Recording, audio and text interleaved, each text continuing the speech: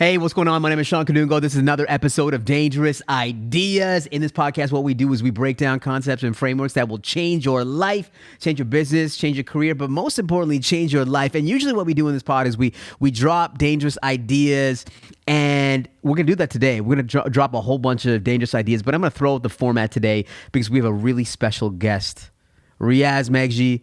Thank you so much for coming on this pod. Hey, man, thanks for the intro. Dangerous ideas? You're giving me street cred. I'm all like... Well, listen, you know what? You know, it's funny because you texted me. We're going back and forth on text, and we said, you know what we should do? We should have, a day where we just like download everything that we're doing. This idea of authorship, being a speaker. What does that mean? Get into real inside baseball, super inside baseball about things that you might be struggling with, what I'm struggling with in this business, so that we can create not only value for.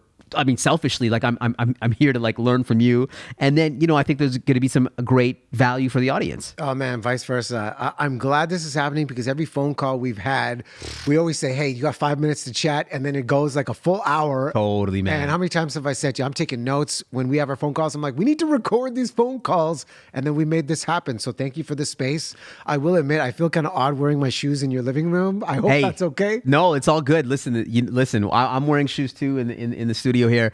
It's funny, I was thinking about this on the way here because before coming here, I probably listened to every single podcast that you've done. I probably watched almost every video that you've done, and you've had such an illustrious career in the media space over the last number of decades, working with doing some of the most prominent interviews. You're dapping up Tom Cruise. You're at the Oscars. You've done so much in your career with so many incredibly relevant individuals, and now you're here in Edmonton, Alberta, Canada, with Shawn Kanungo. Is this rock bottom for you?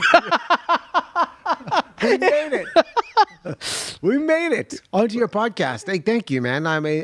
Your attention to detail and prep has always been amazing. I will admit, this is my maybe second or third time in Edmonton. So coming down White Ave, that was the thing. Yeah.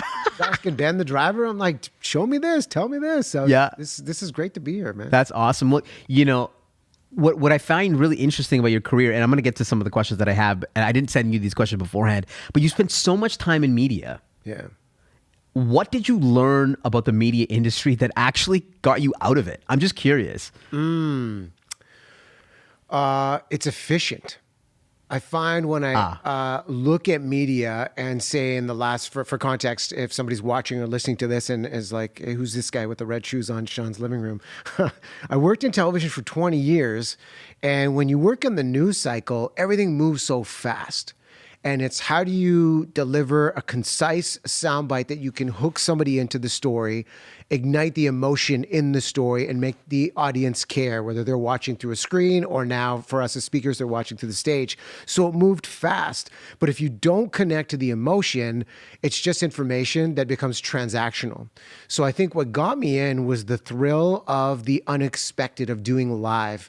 We can come in with the purest intent to serve, to connect, to inform, to entertain. But sometimes someone might say something that you're not ready for. And I honestly credit Ron McLean from Hockey Night in Canada for saying this to me years ago, because I always appreciated the prep he did with interviews of, even though he was the interview subject, he would say something about the interviewer to ignite them. And I'm like, it was very meta. And he just said to me, he's like, there's always two teachers in the room. And I think as a speaker, as a presenter, if you are a guest, being interviewed, there's always a question that your audience will ask that is an opportunity to dive deeper into the content that you live in, the space you live in. And I always look for that. So within the media, the questions that came from the audience of, as an interviewer, if there was prep done, was it a success? Did the audience's curiosity, their appetite to learn, was it satiated? Or did they have more questions? And there would be a teaching moment of, hey, you could go here next time, you could go there. But I think over time, what was happening for me was the desire for connection and understanding the neuroscience of how we connect as human beings. It was moving too fast. So the fire and passion of the format for me started to dwindle. And Right. then the curiosity of what if there was an expanded format? Like you've got this podcast. Keynote speakers have a stage where they may be given 30 minutes, 40 minutes, 60 minutes, sometimes 20 minutes, 5 minutes. But in an extended format, how could you create a shared emotional experience? And that was the desire to step out of media, dive deeper, niche down into this message. But there's also got to be an economics piece too, right? Like, it's funny when I was in junior high. Yeah. My lifelong goal was to be a sports broadcaster. And so I called up Global, and there was a local guy here in Edmonton. His name is John Sexsmith. I called him up. I was in junior high. I said, hey, we're doing a career shadow day. I would love to career shadow you for a day. Yeah. And he was like, sure. Like, this kid called me up. Couple weeks later, I actually go. And I follow this guy around. And it was incredible. Teleprompter, this, that. We actually went on assignment. Yeah. And then I thought these guys were making like, they were like NHLers. And I think he said that they were making something like 50 to 60K, right? And he was like the top end guy there.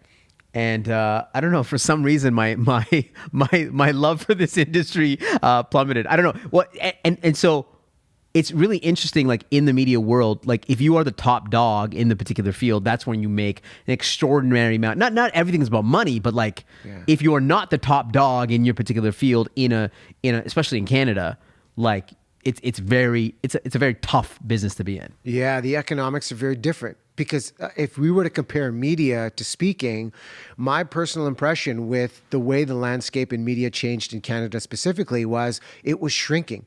Companies were buying out each other. Like when I first got in, I worked for MTV Canada, which was run by Craig Media, which was based out of Alberta. And then CTV came in and bought MTV Canada. And then you look at what's happened with Rogers and Shaw here in Canada, things changed. So the industry in media for me, my personal experience, it was scarcity. People were fearing for job security. Yet in the speaking world, the thing that stands out is abundance. You have speakers that it is an open book on your business where they want to help each other. And I think that's been our bond over the years of, okay, here's the struggle I've been going through. How do you tackle it? And like, honestly, I would look at your website, and I think this was 3 or 4 years ago when I got into speaking. I'm like, how does this guy have so many gigs? And I would have like maybe 1 or 2 gigs a year. And I'm like, what am I doing wrong? And I think the opportunity is, I needed to reframe. It's not what am I doing wrong? What haven't I done yet? And then I started studying people like you of the art of this whole space of what you need to do to create your thought leadership, own your IP, create your marketing assets, and do the work so people understand that's the lane. Shawn, he's innovation. Riaz, he's human connection. But that is, it's the long game. It's not like this quick overnight success. You put in the time, things will start to... When was the moment that you kind of figured it out in terms of speaking, where it unlocked for you, where, you were able to develop, incredible momentum? Like, what was that unlock for you? I think it's still happening. That unlock hasn't happened. Like I credit Eric Tremonde, who's a very successful Canadian speaker.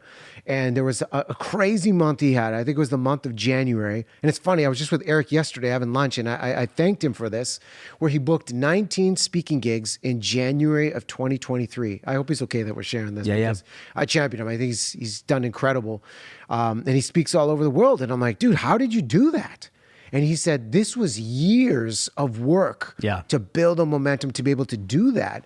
And when I see the idea of volume that you've been able to speak at, and guys like Eric have been able to speak at, the value of patience in this game, staying the course, not second guessing myself, because when the momentum, and it was a slow burn to start, my ego was in the way of like, okay, I did a showcase. This thing should blow up right away. That's not how this works. And I had to reframe my own mind of put in the reps, earn the trust with these people, do a great job on stage. So after time, word gets out that, hey, you can trust that guy with your audience to deliver something meaningful. Yeah. This like I think when was, I'm going to flip this on you. When was that point, that unlock for you? Because I feel like watching guys like you you guys were in this way before I was and have been an inspiration for me. What was the unlock moment for you where you're like, this is starting to take off? I think when I first started speaking, I was, this is before I signed with Speaker Spotlight, the agency that we're both, part of, and you're part of, many bureaus and agencies. I I was speaking a ton, but for no money. Like I was not doing it for money. I was just doing it because I worked at Deloitte, and it was great because we were getting clients, we were getting visibility, and it was great for my brand and all that kind of stuff. Yeah. And there was a moment where really it was because of video. Like I started to, every time I did a speech, I just compounded it with video. And obviously we'll talk a little bit more about that. But like that, when I remember clearly, it was 2017.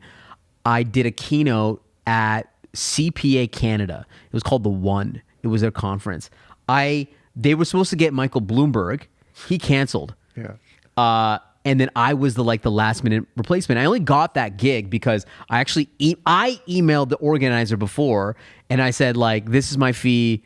I don't know how much I got paid for that. Maybe I got like paid like $5,000 or something for that, right? Yeah. But it was a huge stage. It was like, at that point, it would have been the biggest stage that I've ever done. It was like 1,300 people.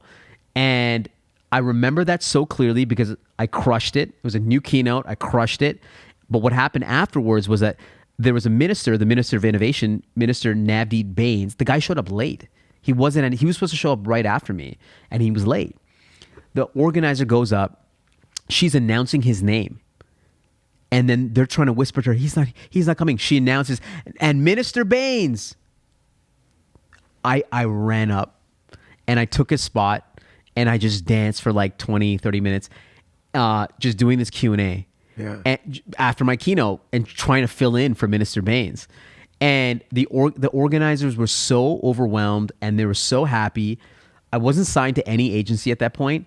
Right after that, I had calls with 3 of the speaking agencies. They're like, Speaker Spotlight, another one, and I ended up choosing Speaker Spotlight. And since that moment, that was like the catalyst. That was like, holy crap, like this is, the game is on. That's when I felt it. That is so good. And that is such a great teaching moment that you didn't have to jump on that stage. Like, what was the internal dialogue of you recognizing Minister Bains isn't here? I could run on the stage. Would they love me for doing that? Like, what was going through your head before you did that? You know what? To me, it was like survival mode, right? It was just trying to save the organizer, right? Save the moment. There's 1,300 people waiting for somebody, and what are they going to do? So it was just, I don't know, it was instinct. And right before coming here, we talked about this idea of building reps, and I just feel like because I spent so much time in management consulting speaking, like you would run a workshop, you do a presentation, you do it in so many different countries and industries, and sometimes you see the deck, but sometimes you don't, and you're working with teams that you've never worked with before. Like the reason why I became a good keynote speaker is because I did like 1,000 mini like impromptu presentations everywhere else, and you just build the reps by doing that.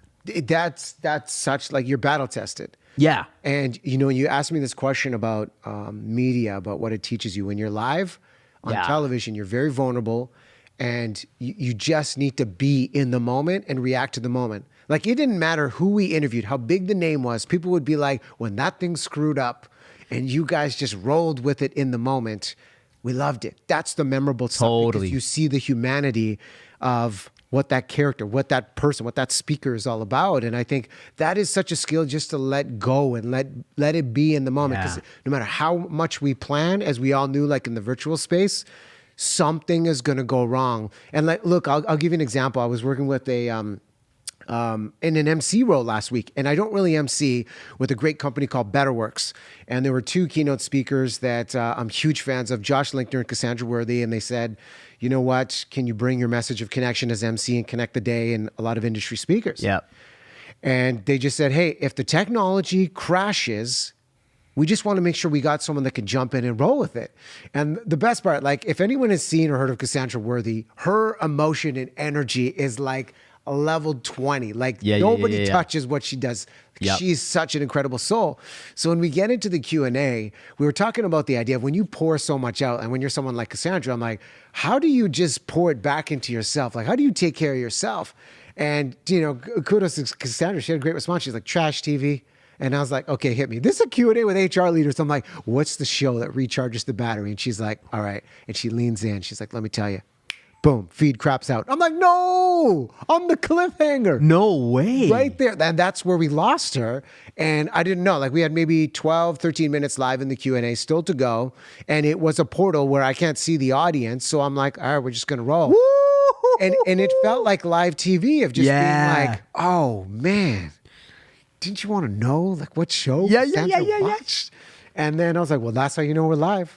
We're here. Yeah. I'm all alone. And then it just kind of brought me into a thread and it just kind of activated. I'm like, we're such in the process of doing, how do we get back to the idea of being? And I'm like talking about the struggle of, and this is something I still struggle with, practicing the art of being bored and slowing things down. And I started just kind of going off on this thread and then boom, Cassandra pops back up in the feed and I was like, here she is. And she's like, that's awesome, man. You know what? It's Housewives. It's Housewives. Love is Blind. And everyone's like, oh. That's awesome, man. You know what? People are waiting for those moments. Oh, yeah. They're waiting for something to go out. They're waiting for the surprise of spontaneity. And actually, for that to happen, I always think that it's a blessing when that happens because, you know, it shows how well you are on your feed and it shows how good you are. And, you know, on this note, on Q&A, do you take Q&A during your keynotes? Sometimes. So why sometimes? It depends on the experience we want to create. So I'll ask, how much time do we have? Yeah, right. And what's the priority of what they want to do? I have a live activation I do with my audience, and I'll do quick hits with the audience to check in with them. So when it comes to Q&A, here's my approach on it.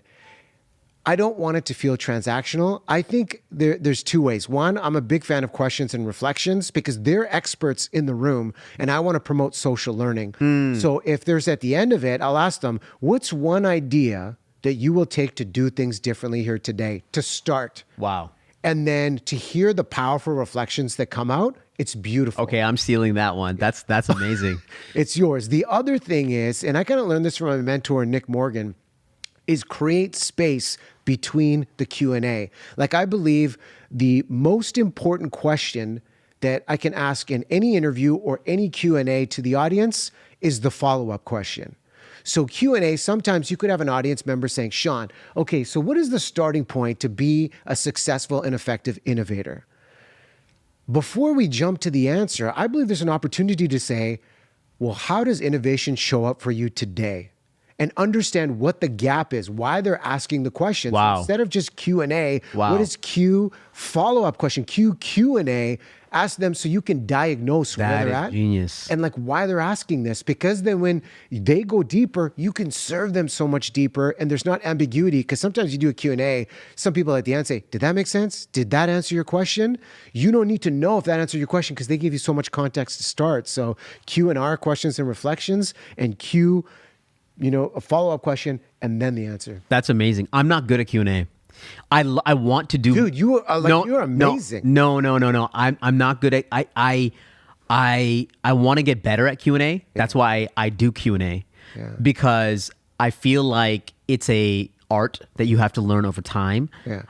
To me, one of the best people that does Q&A is Seth Godin. I don't know if you. So the way that I try to approach my Q&A like Seth Godin. Okay. Which is somebody asks him a question, and he always thinks about something that's. He gives the most contrarian response. He almost like turns it on that person, right? And I love how he does that, because what he's doing is that he's still making the Q&A thought-provoking and interesting. And this, because the last thing that the last thing that I want to do is, after an amazing presentation, you know, people are jazzed up, they're energetic, they're fired up, that the Q&A kills the momentum, right? Yeah. I want to keep that same energy. I want to keep the same thought-provoking answers. And sometimes it doesn't happen. Sometimes the Q&A can be flat. Sometimes it can go in a different direction. Sometimes I have no idea how to answer that question. Yeah. And so I do Q&A because I want to get better at Q&A. And I feel like it's just an art. And like those simple examples are great. You know, and I appreciate someone like you receiving it like that, because when I watch you in any type of Q&A, the reason I say, and I feel you're amazing, you're in flow state.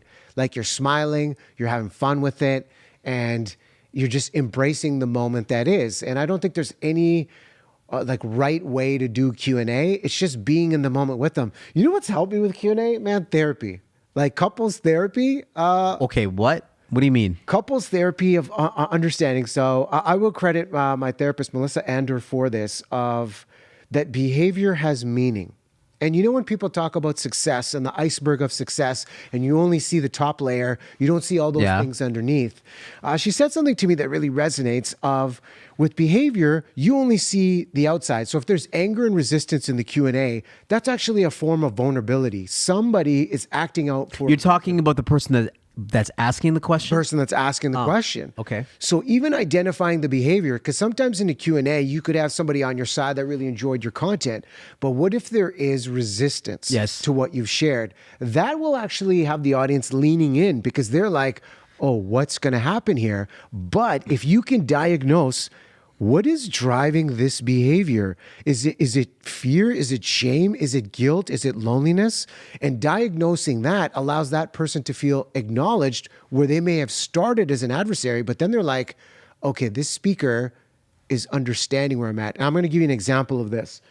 I was doing a gig in January of this year, and I was warned, this is a very, I don't know if hostile is a fair word, but... impatient audience. So they said the speaker we had last year, you know, he did something on story. Sounds like financial services. No, just... we love you, financial services. But, you know, their time is precious. So they said, yeah, we did a session on storytelling last year. And people walked out of the room. They just said it was too clinical. And I was like, there's 55 people in the room and people walked out. Like, how awkward is that? Everyone would see that. So I was in the same room, and I was trying, you know, some new stuff off the top. And within 10 minutes of beginning, someone right in front in this small, intimate room puts his hand up. And he had a very pensive look on his face.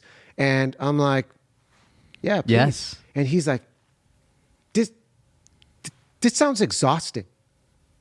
Wow. And I just looked at him, and what went through my head was what the event planner said: this could be a hostile audience. Like, you need to be dialed in.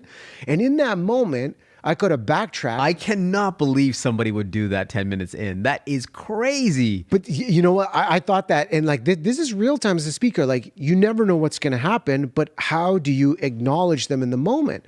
So I think about this idea that behavior has meaning. So something is going on that I've said that has triggered, you know, this gentleman to speak up to stop the momentum right out of the gate. So I paused and I asked this gentleman, what about this in your world shows up as exhausting? And he's like, all of it. Like, pouring into people and this. And he went on about how frustrated he was. And then the C-suite exec behind tapped him on the shoulder, and she said, just so you know, he's one of the biggest empaths in this room. Can everybody agree? Wow. And the whole room was like, yeah, of course. And he's like, maybe he just pours in too much.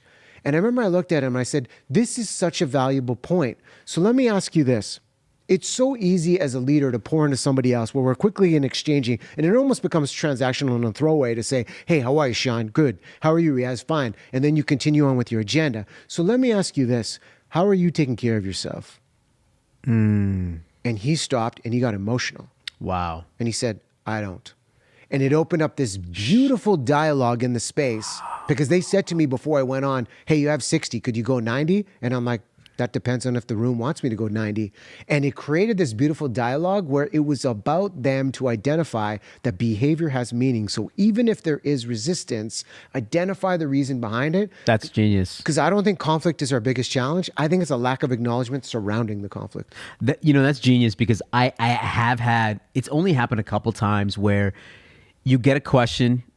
I don't have a question at the beginning, but you have a question at the end, and you know that person is, the person asking a question, it's like they're looking to cut you down, right? Something has happened in their lives or in that presentation where they want to flex, they want to front, they want to do something, and it can. I honestly believe that it can change the temperature in the room. It can actually take a great keynote from, like, because somebody had some negative juice to it, that it almost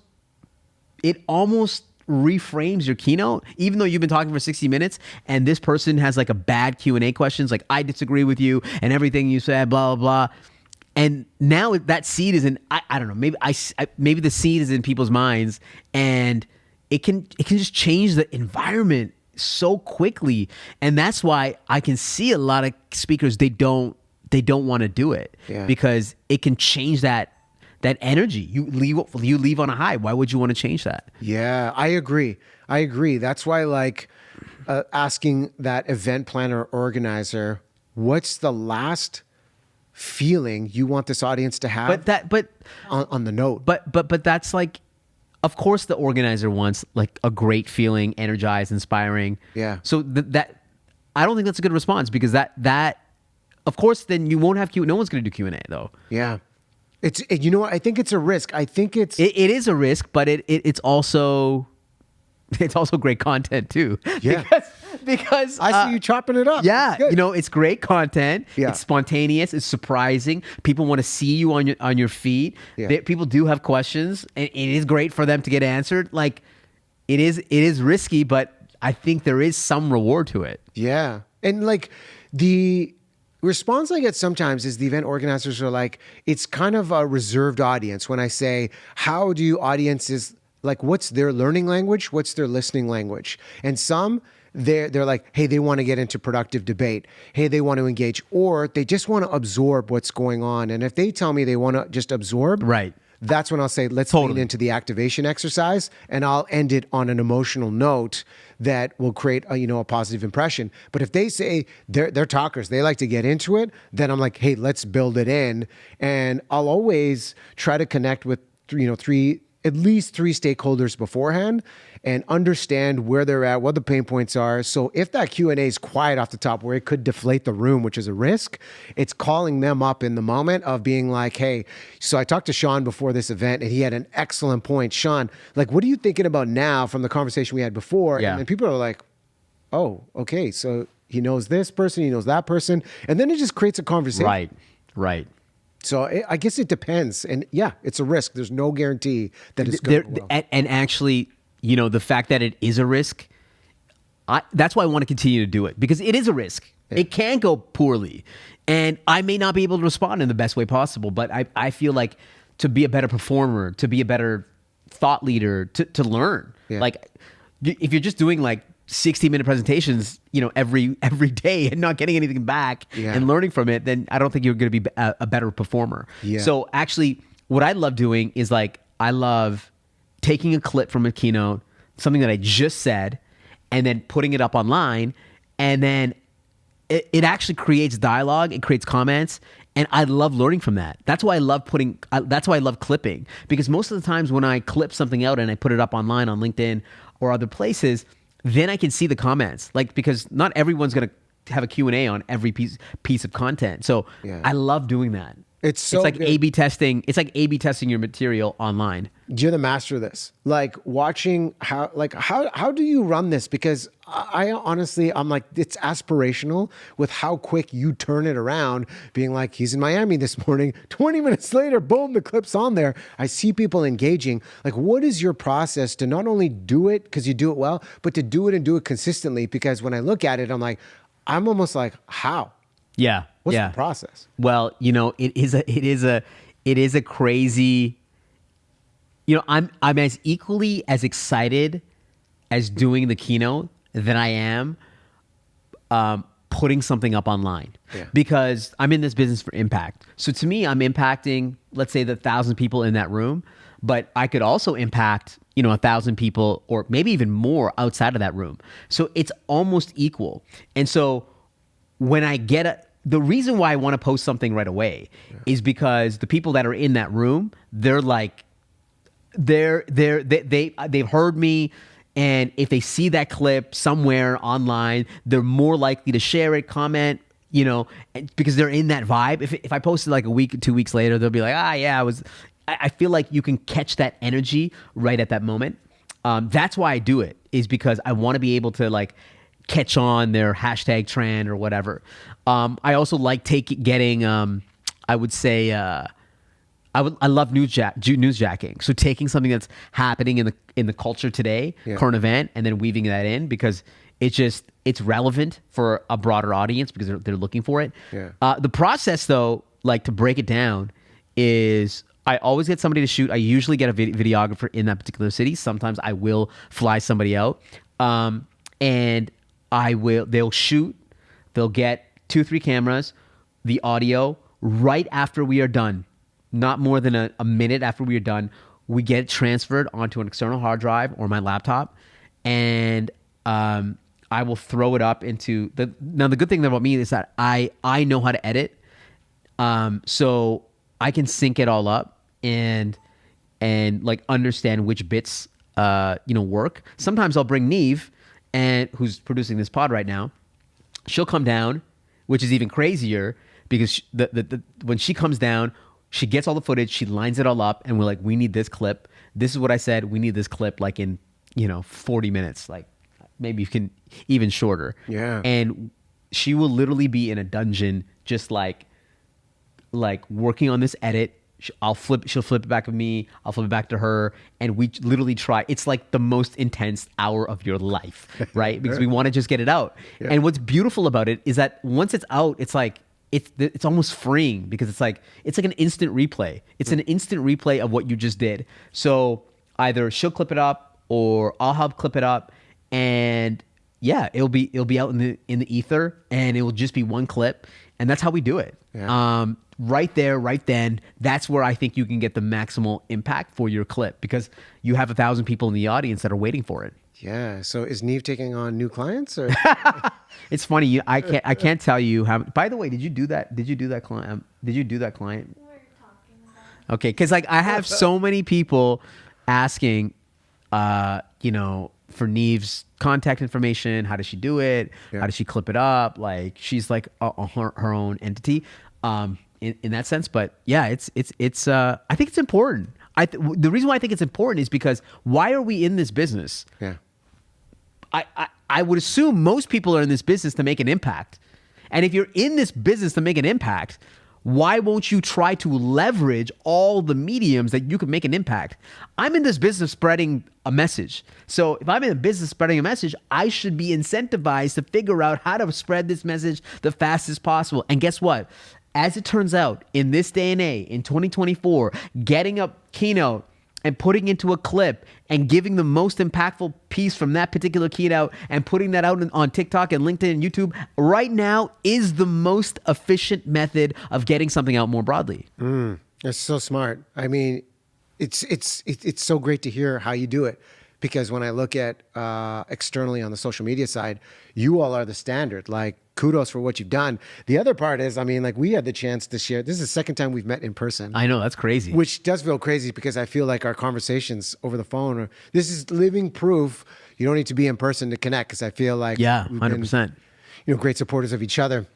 Watching your keynote, I was like, wow, this is like keynote visuals on steroids. Like you are the standard where you give them a show. Yeah. Like how do you even approach creating such a beautiful display where they walk in and they're like, oh, we're not just getting a keynote, we are getting a full visual experience with insights. Yeah, no, I really appreciate something that I take a lot of pride in, which is the visuals, the visual weight of the presentation. I want people to leave my keynote feeling like it's a rock concert. I want them to have I want them to feel like this was an experience. That's such a big piece of it. And it's funny because we were at the Carlu in Toronto and I've spoken at that venue before and I know their screen. Yeah. And the first time I was at that, I did a keynote there. I'm like, wait, they have a weird screen. Yeah. I'm just going to set it up so that next time I'm here, that I take up that screen in the two sides. And you're like, hey, man, you never told me. You should have told me this. The memo, Come on, man. No, but literally in my rider, there is a note to say, if this is not a regular 16:9 screen, you need to tell me what it is. Because we want to customize it so that we can maximize the real estate. And some of these productions that we're going to, they're dropping millions of dollars on the production. They're spending millions of dollars on production. And guess how many speakers come in with customized graphics for those screens? Absolutely none. They're 16 by 9. They look like crap. And I believe today that in a world of AI, Mid-Journey, all these platforms, there is no excuse to have crappy slides anymore. If you are coming in with crappy slides, you ain't doing the work. Mm-hmm. And I believe that today it is so much easier to get things done. We're using Final Cut. Basically, what we do is we download a whole thousands of templates from this site called Video Hive. In Vato, we customize all the graphics in Final Cut. That's how we create, these motion graphics that move a little bit. I feel like you need a little bit of motion to just grab people. I don't know. I just feel like if you can get it to move just for 5 seconds, people will be stunned for 5 seconds, and then we'll go back to what's most important, which is your message at the end of the day. But visuals has been such a big part of doing a presentation and just being able to make it quick. So if I do a 60-minute keynote, I usually have 85, 90 slides. It's always been like that. Just want it quick, keep it moving. I want people to leave whoa, that was 60 minutes. That was, I didn't want to leave. And that's what I want the experience. I did not want to leave. I want to be locked in. So it's a combination between me and Neve working on the graphics. And man. It takes a long time. It will take a week. Yeah. It will take a week to do one of those big keynotes. Yeah. Well, I mean, it feels the experience as an audience member watching what you do was mastery at the level. I feel like we're a part of a Netflix special, which is interesting because I know you had a Netflix special. So not Netflix. That's hopefully the next one. But yeah. The special that you had. Yeah. How did that elevate your brand? For those that aren't aware of the special you created, what was the intention behind it? And then what was the marker? Did it serve what you wanted it to do? You know what? It was always on my bucket list. I wanted to drop a special. The only other thought leader that I've seen drop a special is Brene Brown. And I think that's about it. I mean, obviously comedians drop specials, but I wanted something where you had an asset that would, be put on a streaming platform so that you can access a global audience. And listen, I know I can put something on YouTube. I know I can put something on TikTok, but to have that scarcity, put it on a streaming platform like Apple and Prime Video, that is sacred real estate. Yeah. And I just felt like that putting something on there would be able to just unlock something that maybe an audience, maybe some brand relevance by doing that. And it was an experiment. It was a whole process to get there. Now, your question around what you think the impact was to my brand, I don't know yet. I really do not know yet because I don't think it was a massive success. Number one, my audience is primarily in Canada. It was supposed to drop on Prime Canada, and to be honest with you, to this day, it's not on Prime Canada. It's in Prime in the U.S. It's on Apple TV and other places, but it didn't drop on Prime in Canada, which I think I lost a bunch of momentum there on that. And I'm not sure yet, but for me, it was an amazing experiment, and I want to run it back again. And my dream is to one day run it back and do it bigger and better. And I would love to land on Netflix. I would love to land an exclusive. Now, we did a pod yesterday. Mr. Beast just has a show on Netflix, on Prime, and that's an exclusive to Prime. Yeah. And Mr. Beast doesn't need Prime. He's on YouTube. He's the biggest YouTuber on the planet. But yet, he went on Prime, and I think by going on Prime, he gets access to a bigger audience. He gets access to a global audience, and I think it's going to do wonders for his brand. Yeah. But I want to know. I want to know from you, because there's this whole idea of brand relevance when it comes to authors and speakers, and I feel like today anybody can put out a video, anybody can put out a book. will it really move the needle when it comes to price and brand relevance? Because I believe those things are tied. I believe that in order to be a, $100,000, $150,000 speaker, to me, at the end of the day, like, to me, that's all brand. That premium is all brand at the end of the day.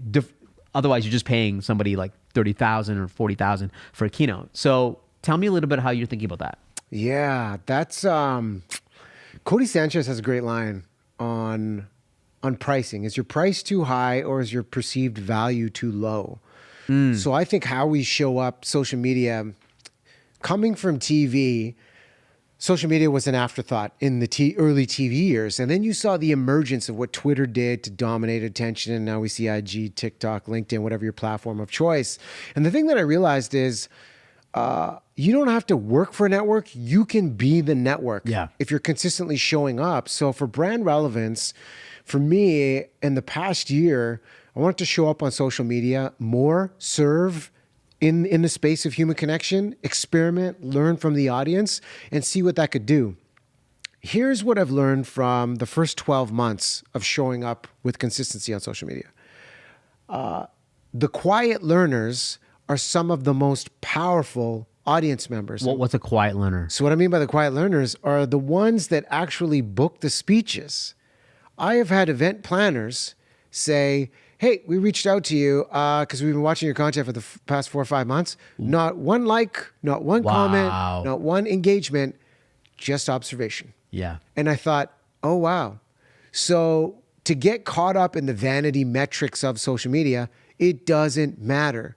If you are serving within your niche, in your lane, and you're understanding you're bringing value that's not cliche, it's allowing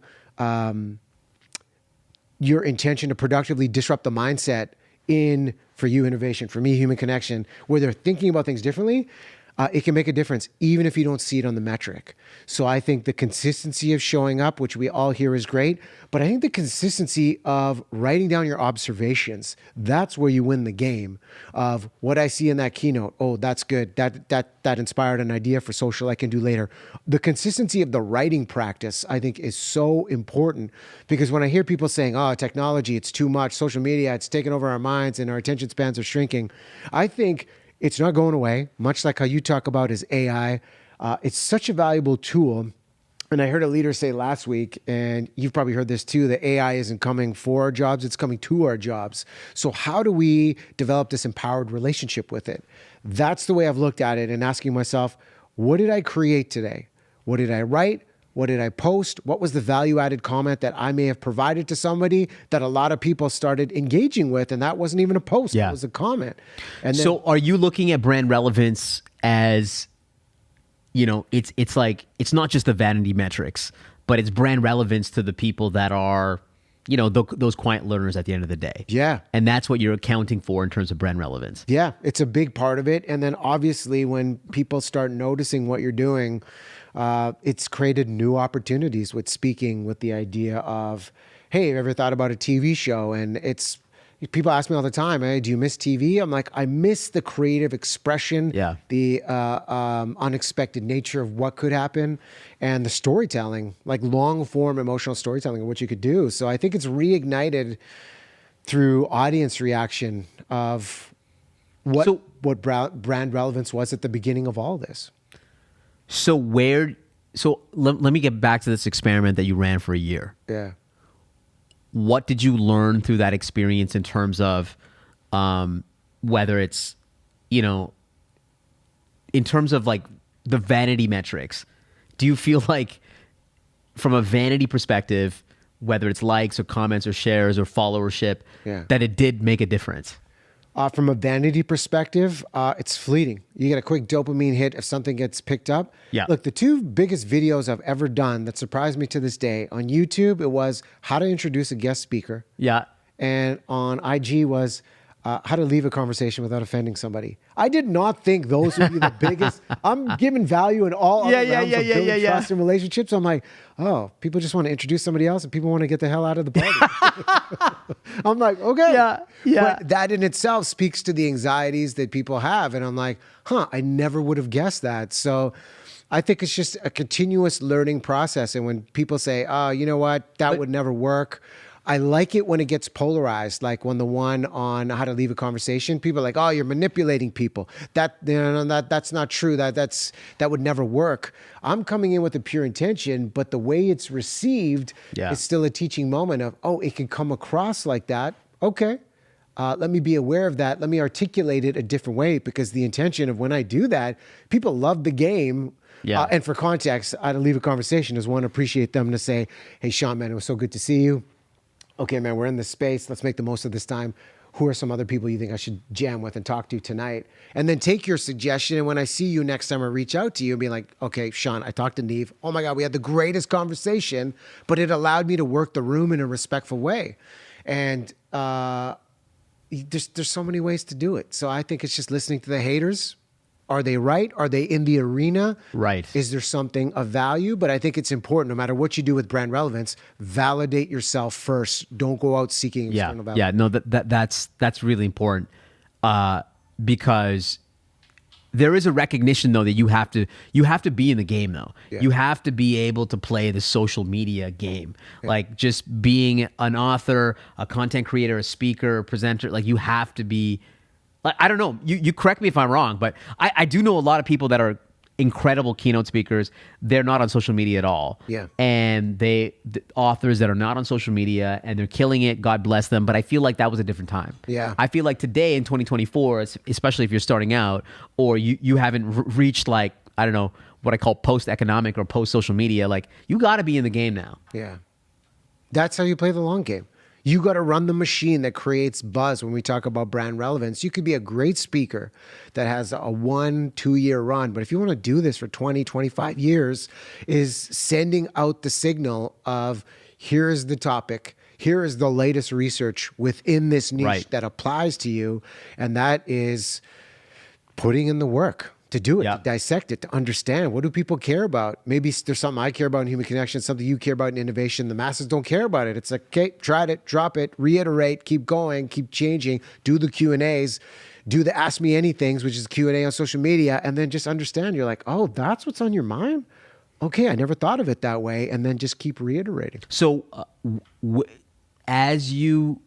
if you think about where you sit today in terms of your brand relevance, where you are as a performer, as a content creator, author, what do you think is going to get you to that next level, whether it's around price or relevance? What do you think is going to get you there?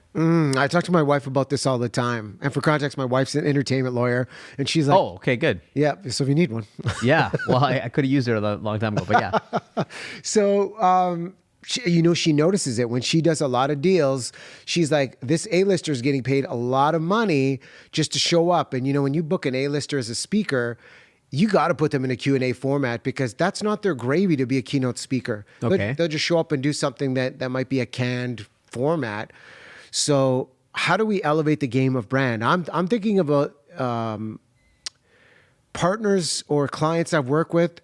Who could I bring a concept to and align with? There's travel companies, there's hotel companies. One of the things that I think is going to be a big focus for me, and I'll put this out to the universe right now, is creating a TV show surrounding the speaking game, and taking what we've learned and collaborating with key partners. And I'm finding, because TV is a passion for me, it's not a second book. I wanted to create one book that was timely and timeless to serve people in the space of human connection. Right now, how much goes into this. I don't have that fire and passion to do another book right now. That might change. That's not true, because I saw that you just got a huge piece with Harvard Business Review. Or? Yeah. And I saw that it said something about your second book. Okay, so that is their book, but they're they're publishing an article I wrote about how to conquer anxiety. That's their book. Speaking. Got it. But it was cool to be included, that they saw, hey, his perspective on it. So you don't think another book is going to make a dent with your brand relevance? It could, but it's not the dent I want to make. Okay. I want to use a different medium now. Yeah. And I think I'm itching for the TV medium to get back into that. Wow. So I feel, for me, the TV game. This is more streaming, right? because less people watch TV. Yeah, streaming. Yeah, thanks. Okay. No, I just want to make a Creative delineation. consultant, you're hired.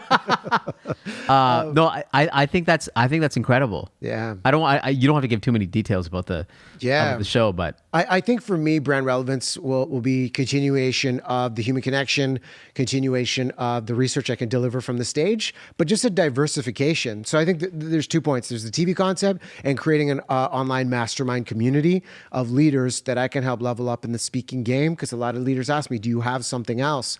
So I'm looking at it in 2 ways. Well, in addition to keynote speaking, creating my own community I can serve, and then a television show concept. So I ask a lot of people who are world-class in their particular field this question, which is like, I actually feel the game of like a keynote speaker is very much similar to like a professional athlete, because, we're traveling all the time. We have to be world-class at what we do.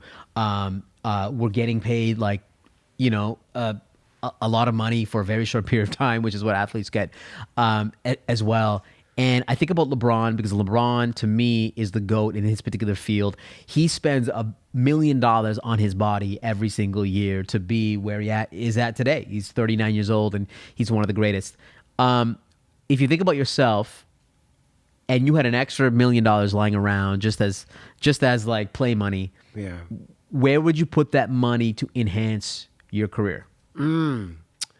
I think maybe the starting point, everyone has said to me, your sizzle reel, level that up. I think that's I don't think you should do that, but that's my opinion. But go ahead. Tell me why.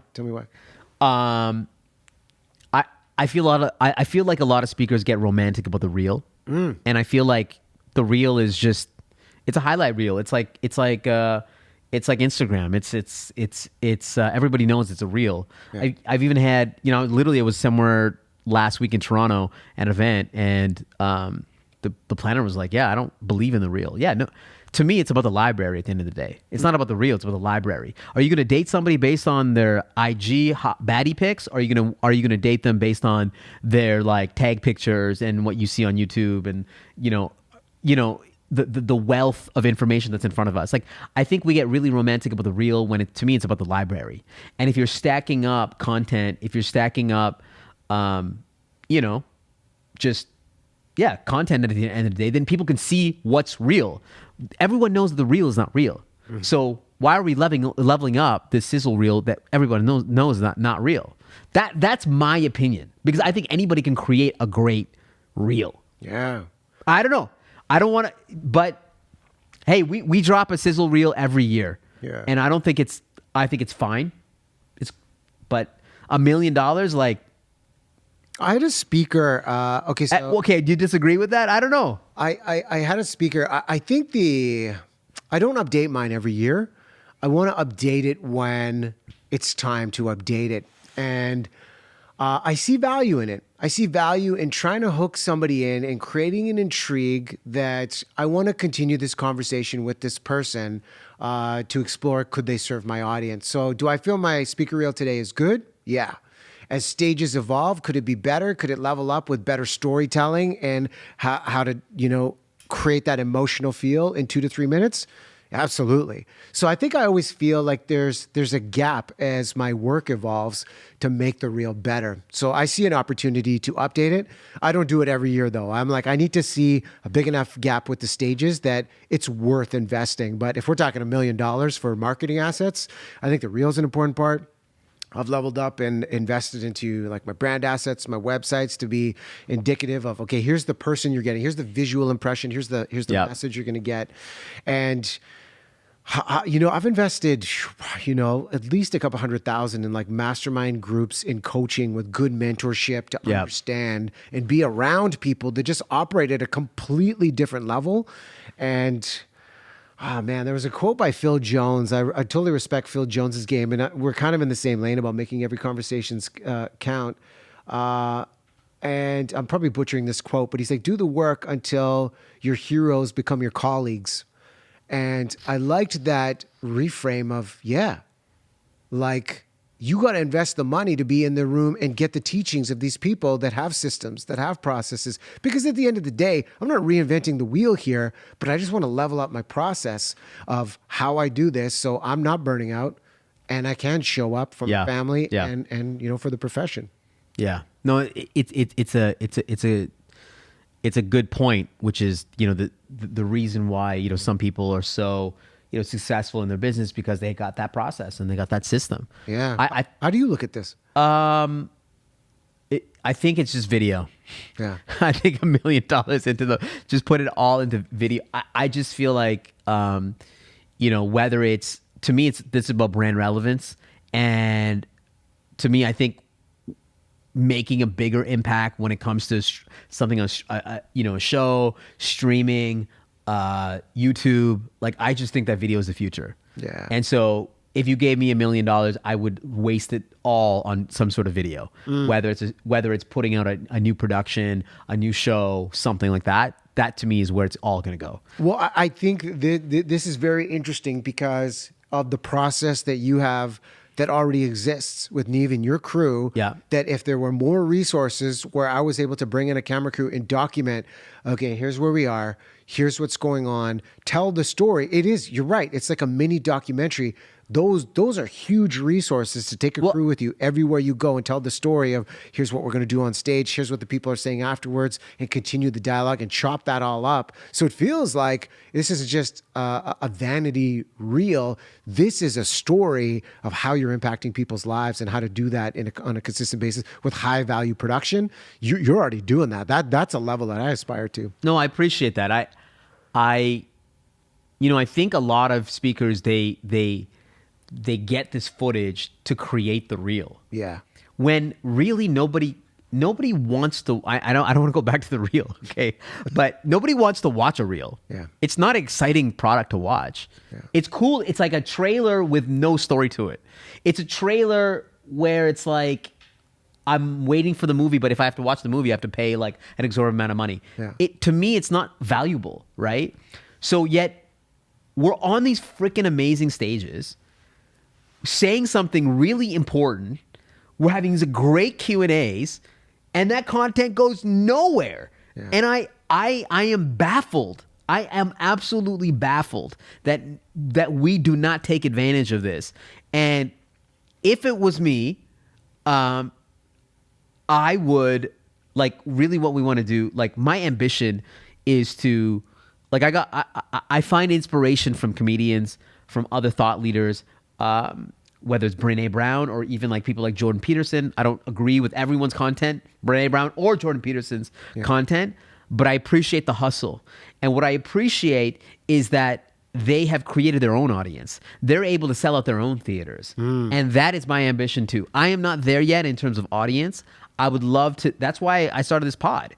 The part of the pod is to slowly, one by one, get somebody to get value from this podcast, to get value from these ideas, so that when we do have a live show, they'll be like, yo, I've been watching Shawn for like 100 episodes. Yeah, I think I'd love to go and support and see him live. I would love to do that. You know, I was in Vancouver this past weekend with my wife. We saw Hassan Minaj, 3 sold out shows at the Queen Elizabeth Theatre in Vancouver. That's awesome. Like, I actually aspire that we can do that as speakers. Like, I actually look at the gap between what he does and what we do. I actually think that it's very thin. Yes, it's funny and people pay money for people that are funny, but I also feel like people will pay money for people that will change your life and change your mindset at the end of the day. And that is my aspiration at the end of the day. So I just feel like the only way for me to do that, for me to build more of a B2C audience, is to actually drop content and do it in different ways, whether it's through social, whether it's through a streaming platform or other ways. And I think that's my game. That's what I want to play. You know what? I think about that, and maybe it's almost my imposter syndrome kicking in, that I've only done this in a way that you're showing up at somebody else's event. But why not? Like, one of the people that I've followed over the years, thought leaders, Brendan Burchard. Yep. Love his work, love his mastery of how he can bring hundreds of thousands of people together, but actually captivate a room. I've watched him work from 9 a.m. to 7 p.m. and I want more. He'll do it over 4 days straight. I'm like, how do you keep this energy? And how he engages the audience? There's a tour this year that, as you talk about Hassan and you talk about Brené Brown, Esther Perel, I know she's about to go on tour. And this, I don't know if this is her first tour, but I want to be in that audience and observe what she does. I love her work as a thought leader on relationships. And then she does a podcast live right after the live show that she delivers for people, taking audiences' questions. Yep. To just, continue to evolve her content. So I think that is awesome. Well, I just about it that way. I don't want to disrespect what we do, but like people are, I mean, maybe for you, but people are not coming for Shawn Kanungo. Yeah. When people come to a conference, they are absolutely not coming for Shawn Kanungo. And I know that because I'll walk around and they'll be like, hey, can I get some more water? I said, absolutely, sir. I'm here to get you some more water. No, they're not there for me. They're there for the conference. They're there for the coffee. They're there for the connection, which actually that's what they should be there for. Yeah. Not for me. They should be there for the connection. And if I'm able to provoke some ideas for them, then God bless. That's amazing. Okay. But I would love to show up to a room where they actually show up for me and they're there, they're ready, they're hungry for ideas, dangerous ideas. And I feel like we've done ourselves a disservice by not elevating what we do, because we're changing people's lives here. I mean, that's why I'm in this business. When people come to me and they're like, hey, I did something with my business, or I started something new. Man, I was just in Cartagena last week, and I took an Uber with somebody from our agency, and there was a participant from the audience.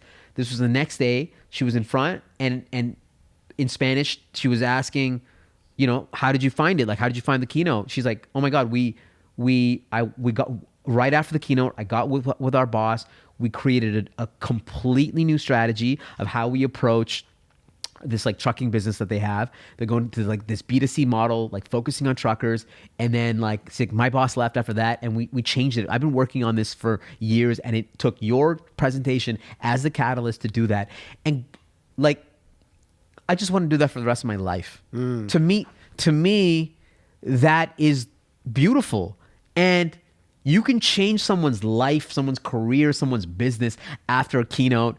And to me, this should be something that people should pay for, that they should come to, that should be an evening event. I feel like we can elevate the experience and just be way bigger than we actually are. And that, to get to that point, like you said, very few have been there. Brené's like one of them, where you think a night with.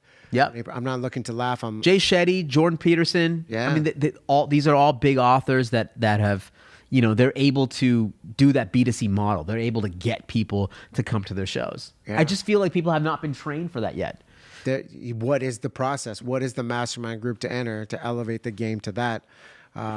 It's out there. Yeah, it's out there. I haven't tapped into it yet, but yeah. No, but you are building that. That's why you're putting out clips. Yeah. You're putting out these video clips. You're getting engagement. You're getting followers. People are they're loving what you're doing. Like very similar to Vin Jiang, who's incredible. Obviously in the same space as you. He's developed an incredible following. My wife this week is literally taking his. She's like, hey, you got to take the 3 kids from 6 to 9 because I'm taking Vin's course this entire week. I said, yeah, for sure, 100%. Yeah. I texted Vin. Vin's for the audience, he's a great communicator, public speaker, and he's just blown up on social media. He's doing these master classes when it comes to speaking. My wife is literally taking his class this week, and he's built this incredible B2C audience, right? And he's one of those people that could like sell out a theater. I just believe it. Yeah, he's got the brand at that point. Yeah. That is an aspirational moment. I love what Vin puts out there. I see what guys like Phil Jones, who I mentioned, creating these mastermind groups. I think that's the opportunity of, and it comes down to, what do we want to create? The fact that you have the vision to do it in a theater. I'm working on the idea of building the online community, which, that's for me the next step. And then ultimately to have in-person events in different locations where you could deep dive and talk about this connection piece. Yeah, it's there. And I think that's the next step of this evolution. So do you think, and you think that's going to be the next, that's going to elevate you in terms of brand relevance, price, etc.? I think it'll elevate the fulfillment. Yeah. And I think if there is fulfillment, if there is a deep connection to the purpose, all those other things, brand purpose or brand relevance and pricing and all that will come with it. Yep. I just want to make sure whatever is being done, there is fulfillment. You know, Yep. there are opportunities that have come my way where I just say, you know what, I don't think I'm the person for this. And my wife's like, are you crazy? You're going to turn this down? And for me, I just said, I'm like, I don't think it's the right fit. Yeah. It can't just be about a paycheck. No, of course. It's to me, it's genuinely got to feel like I can make a difference in this Yep. room.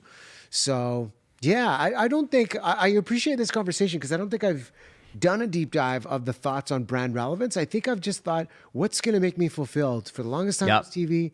Then it was the book. Now Yep. I'm like, want to create community, want to create a TV show. I just want to do these things that are still fun. That's awesome. I just want to keep it fun. Yeah. And I think if you get too caught up in brand relevance, then you you won't be relevant. I don't know. I think it's like you just got to continue to experiment. You got to keep just trying to disrupt yourself, not get too romantic about the vanity net metrics or the views or the comments or the shares or, you know, the amount of gigs. And because I think if you do, then you have to start at zero. Yeah. You know, I talk about in my book this idea of going from 100 to 0. This idea that if you want to start something new, something fresh, you have to be willing to like go at the bottom and just like, you know, grind your way up to the top and again and try and be that beginner, have that beginner mindset, you know, be a rookie again and just embracing that. I think it's really important. How do you get other people to embrace the idea, the bold move of I'm going to be a rookie again? Because imagine you got your wife, you got 3 kids, right? Yep. You got your wife, 3 kids, and you could say, all right, look, I'm going to switch this up. I'm not sure. There's no guarantee here. How do you enroll them? And this could be a leader trying to enroll other people, other teammates to say, we're going to do this. And people might be like, that's crazy.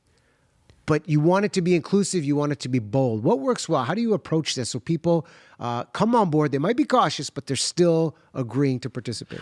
I don't believe in jumping. I talk about this idea of going from 100 to 0, but I believe that that's difficult to do in practice. I believe that you should be going from 100 to 90, 90 to 80, 80 to 70, and like basically being able to go down that mountain, because there's this idea that, you know, beyond mountains there are mountains. It's like if you want to get to the next mountain, if you want to reach a new goal, a new sort of new mountaintop, that you have to be able to get down your existing mountain.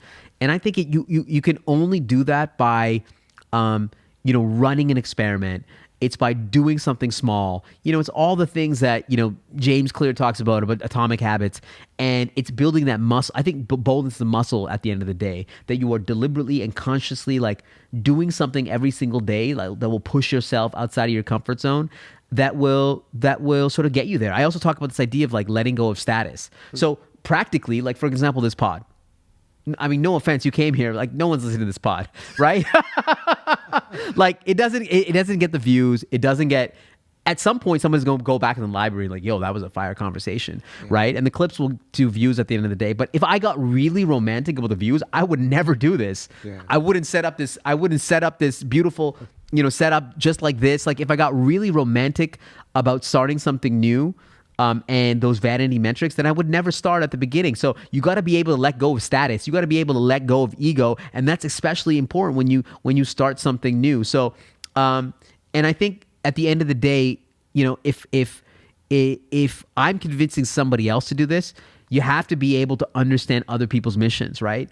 If my wife and I are taking a bold bet, I have to understand her mission. The better that I can understand her mission and her vulnerabilities and you know where she wants to go, then the better that we're going to be able to align on each other's mission. So it's funny because the more that you want to take bold, if you want to take a bold move, if you want to take bold steps with other people, you almost have to understand their position even more so that you can take those bold steps, which is you know, it's funny, but it's like, it's funny how like your subject on human connection is actually the way that you become bold. That's how you bring people along the journey, is to understand their mission.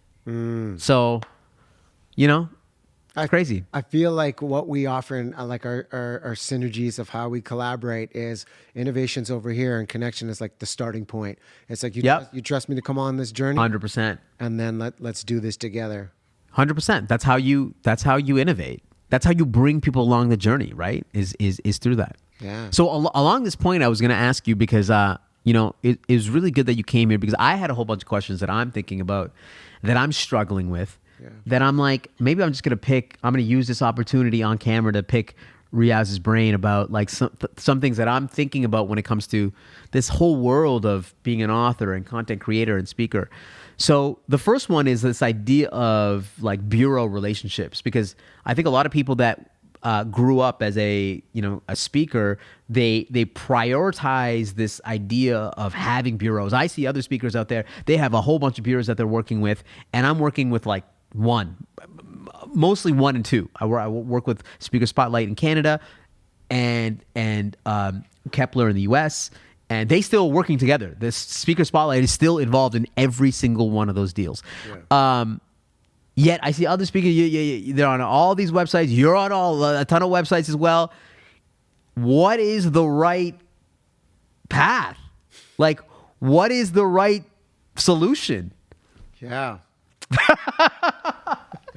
That's a big one. Am I doing it wrong? I don't know. I don't know. Like when I look at trying to figure this out, and for context, as a Canadian speaker, trying to build traction in America, what's helped in Canada has been the media background for credibility. Yep. To get onto the stages. When you go to America, they don't care. They're like, who are you? Yeah. You know, like, why are you on this? Why am I in this for 45, 60 minutes listening to this person? And I've found even if you get listed with the bureau, that is on, we talk about connection and innovation. That's the starting point. You've connected, but we've got to continue to innovate brand relevance with social media, because if a bureau is going to say, hey, man, you should check out Shawn, what are they going to do? They're going to go to your LinkedIn. They're going to look at the clips and the video you've invested all this money in. They're going to look at our IG and those. So you're talking about the library. Yeah, talking about the library. Yeah. Forget the scissor. But they're going to look at the clips on IG. And I think doing that is so important because it's building trust over time.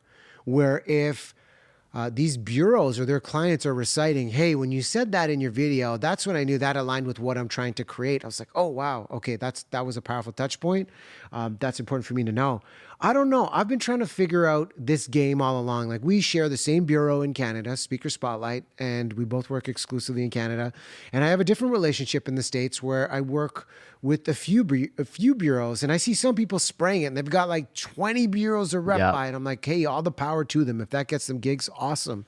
But I wanted to go deep instead of wide and have relationships with not just bureaus, but with agents that are like, I know you, Riaz. I know this message. I believe in it, and I believe I can sell it, as opposed to, I'm just going to throw your name in a list of 10 other speakers, and if it hits, cool. Then you're like at the casino, like you're just playing the odds here of, is this going to hit? So I've found, like, over the years, developing relationships with these agents, and I'll tell you a story go ahead. About an agent that kind of stuck out with me. And I know you've worked with this agent. And his name's Tim Matthew. And it's hard. Tim's great. Amazing agent. And it's hard to get transparency with the agents of, like, how was that really? And get the feedback. And I remember doing a showcase at a conference called IASB, which is the International Association of Speaker Bureaus, and making it into their 20-minute showcase. And kudos to Martin from Speaker Spotlight. He endorsed me for it. Martin has been an amazing advocate. I'm grateful for him and the Speaker Spotlight team. But you get on that stage, it's every bureau around the world watching you in your 20 minutes. Like, this is the most intimidating room you could be in.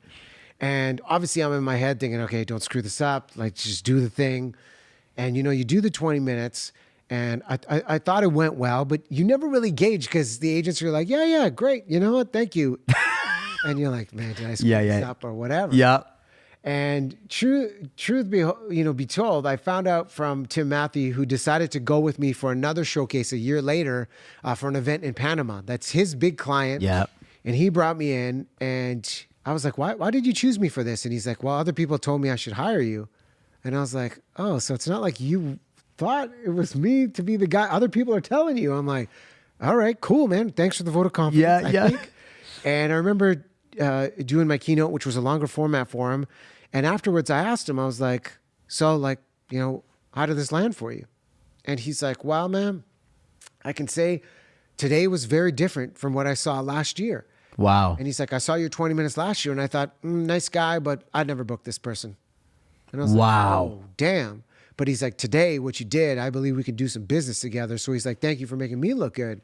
That's crazy that he took a bet And by the way, 20 minutes is like That's you hard. can't. Yeah, and especially what you do, like you're like storytelling. You know, it's like a movie, right? So Yeah. you tell the story of your mom, and like I don't know how you do that in 20 minutes. It's You don't tell the story of your mom in 20 minutes.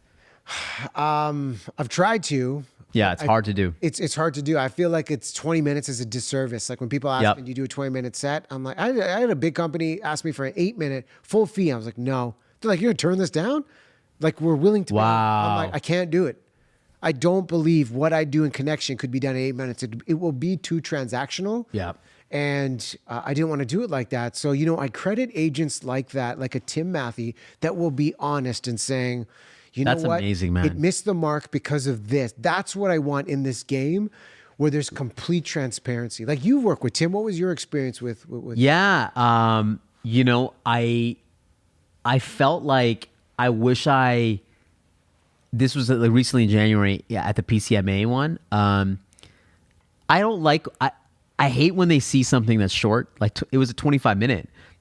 I hate doing 25 minutes. Like I'd rather do 60, right? Because then you can get people on this roller coaster and showcase actually the fact that it's long, that you can showcase that you can sustain the audience for 60, right? It's actually a flex. It's like everyone came here and they got an experience out of 60. I think it was maybe I'm being self-critical, but I think it was good. I think he wasn't like, wow, that was the greatest. I think maybe he's seen so many killers that I don't think that he was as impressed as maybe he should have been. Maybe, I don't know. Maybe so. I don't know how I would, but he was incredible, and I just love connecting with him. And we're absolutely going to do more business together. And to me, it's like continuously. It's like continuously showing what I can do. Right. Yeah. I feel like in a 25-minute, it's like I can't show what I can do. Right. In 25, I can only show bits and pieces. Right. And so I was like, I can't tell you that I was like, I wish I like proved everything to him that I was undeniable. I was the greatest speaker that wasn't the case. And also I feel like any room that you're in, you want it to be like optimized for those particular agents. Or even the people in the room, to be honest with you. Sometimes you'll get in a room and it's not set up for you. Like, and I tell this to Neve every single time, like she'll come I'll go to any room and I'll tell you exactly how it's going to go. Sometimes I'm surprised, but most times I know exactly how it's going to go. Right? Because sometimes you'll be in a room and it's like half empty, or the ceiling's too high, or like the energy beforehand is not great, or the MC, blah, blah. Like it's funny how the room can set up the keynote great or not. Like you could actually deliver the best speech of your life, but because the room is not set up, the environment is not set up, the timing is not set up for you to kill, like it's not going to work. Like if the ceiling is too high, if it's a 1,000-person room, but there's only 600 people there, right? Now you have chairs that are missing. You lose that energy. So in that room that I was in, the Clintons were before me. Now, people came to this event for the Clintons. They didn't come for me. Mm-hmm. So the room was set up for 5,000 people. Yeah. But I didn't go right after the Clintons. There was a gap. So of course people are going to leave, right? Yeah. The whole thing is not going to be full. So automatically you lose a little bit. If you went to the Clintons, you came to me, there'll be a different energy because there's just less people in the room. It's after lunch. So, you there's all these little variables, but the only thing that you can do is just serve the audience the best that you can and just deliver the best, 25, 30, 60 minutes that you can, right? That's the only thing that you can do.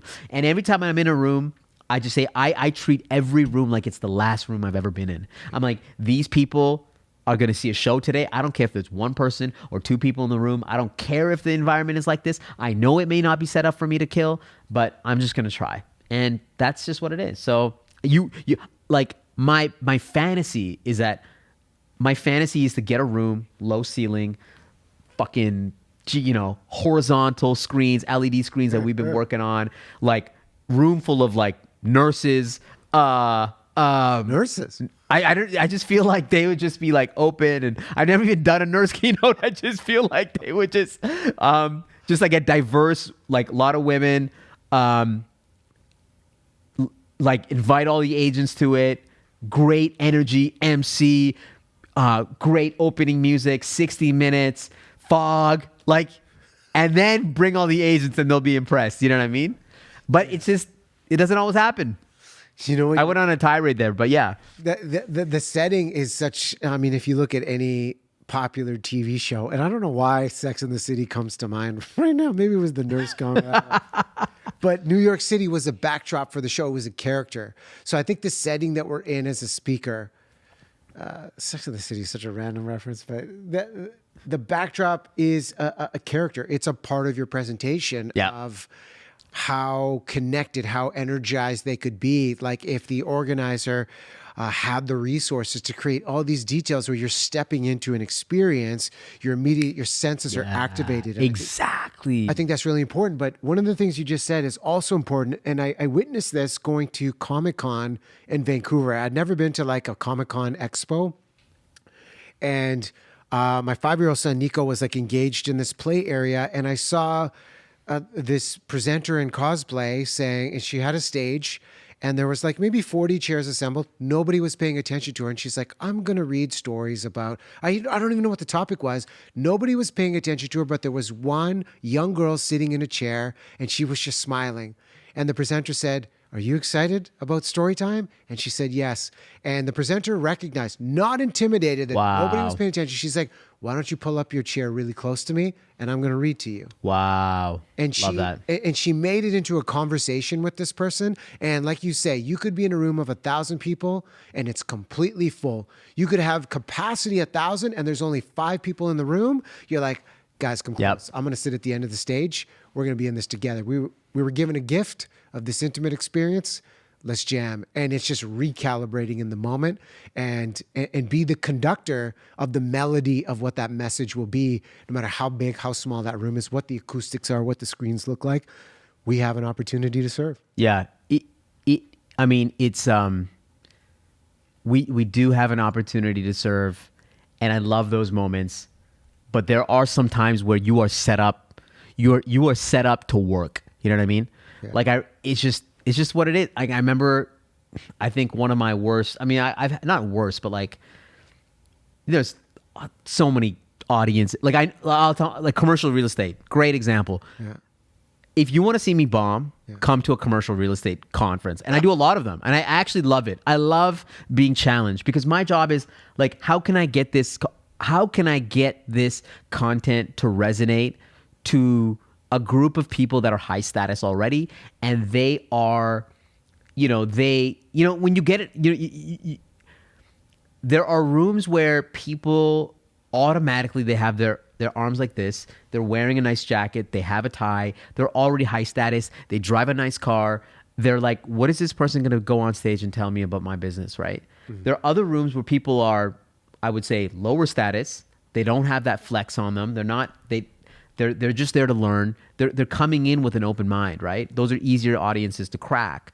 But the commercial real estate. I mean, God bless commercial real estate. I'm not like I love doing these keynotes because I want to change their perspective, but it's harder to do, and they don't set up those environments for you to do that. And once you can, it is a challenge, and you just have to go through with it. So what do you high tech entrepreneurs? Same thing. High status room. Commercial real estate, high status room. Financial services, in some categories of financial services, high status room. High status rooms do not want another person telling them, and by the way, I'm not even giving anybody an advice or an answers. I'm just asking questions, right? And that's how I try to deflect, but it's harder to break. So how do you approach the idea, whether it's a high status room or any room, if the objective is to create a meaningful connection with any audience? What is the one thing that you keep top of mind for any room you're going to walk into? At the end of the day, like, I'm in this business for impact, right? So for me, I want to provoke people's mindsets. I want them to leave the conversation, the hour, with some fundamentally different questions that they should be asking themselves about their career or their business. Like I want them to question, right? That's what I want to leave them with.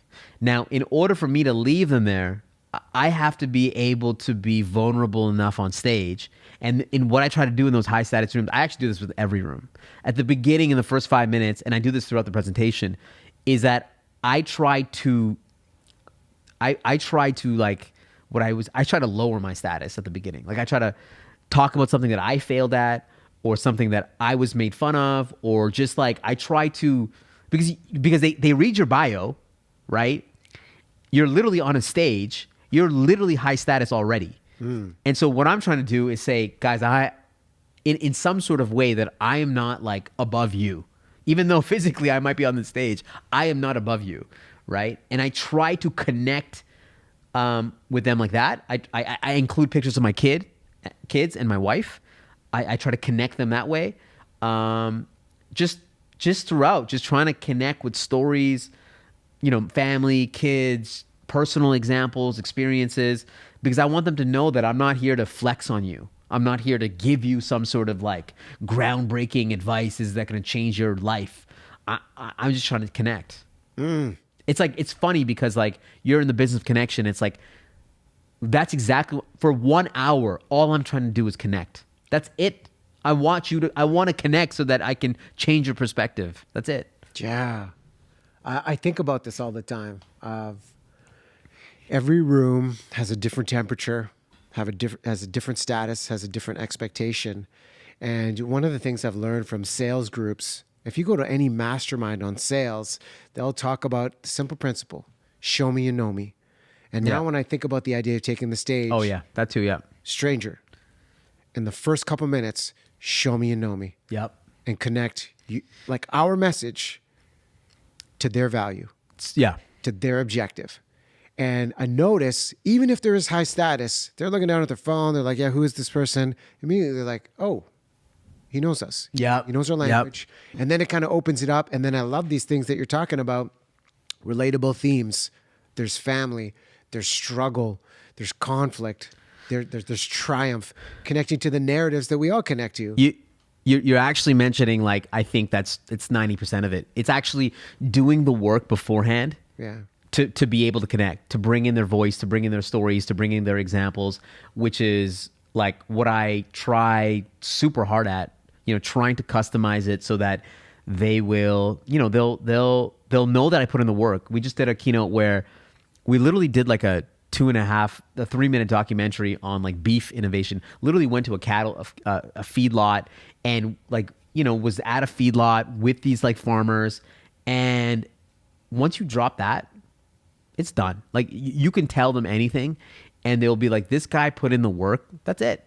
You show up beforehand, you have an afternoon keynote, you show up in the morning and you sit there and you pay attention. Everyone there notices that you were paying attention, that you're weaving in all the things that people said. You're taking notes, you take pictures of it and you include it in your presentation. Like it's a wrap after that because they're like, this person came to serve and they came prepared. Like, that's like 90% of it. I actually believe that's 90% of it. Yes. It's just like including those little touches. Totally agree. That's connection. It shows you care. Yeah. I think at the end of the day, whether you're a speaker, whether you're a leader, just as a human being, people want to know, hey, you care about me. And if people know that, I think that's a great starting point for anything you want to do. So listen, I asked you the question around the bureau agency. You didn't have an answer on that. So fine. You said, I don't know. Yeah. Oh, let me clarify of what's worked well. So for me, I've found trying to do more with less has worked.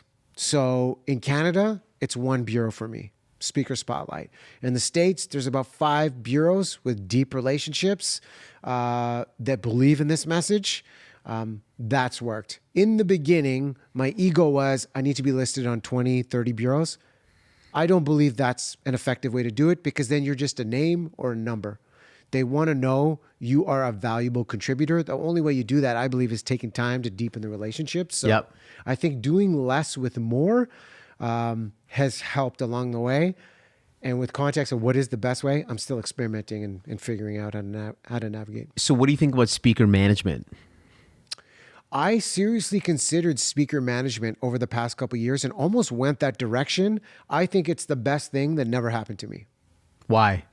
Because when we talk about connection in relationships, my core is relationships. I like connecting with the client directly. I like connecting with the agent directly. I felt, and I don't have the crazy volume that some speakers do. For me, in my lifestyle, 40 events a year is more than enough. Yeah. If I was doing maybe 100 to 120 events, I would consider speaker management so much more because it's a lot to handle.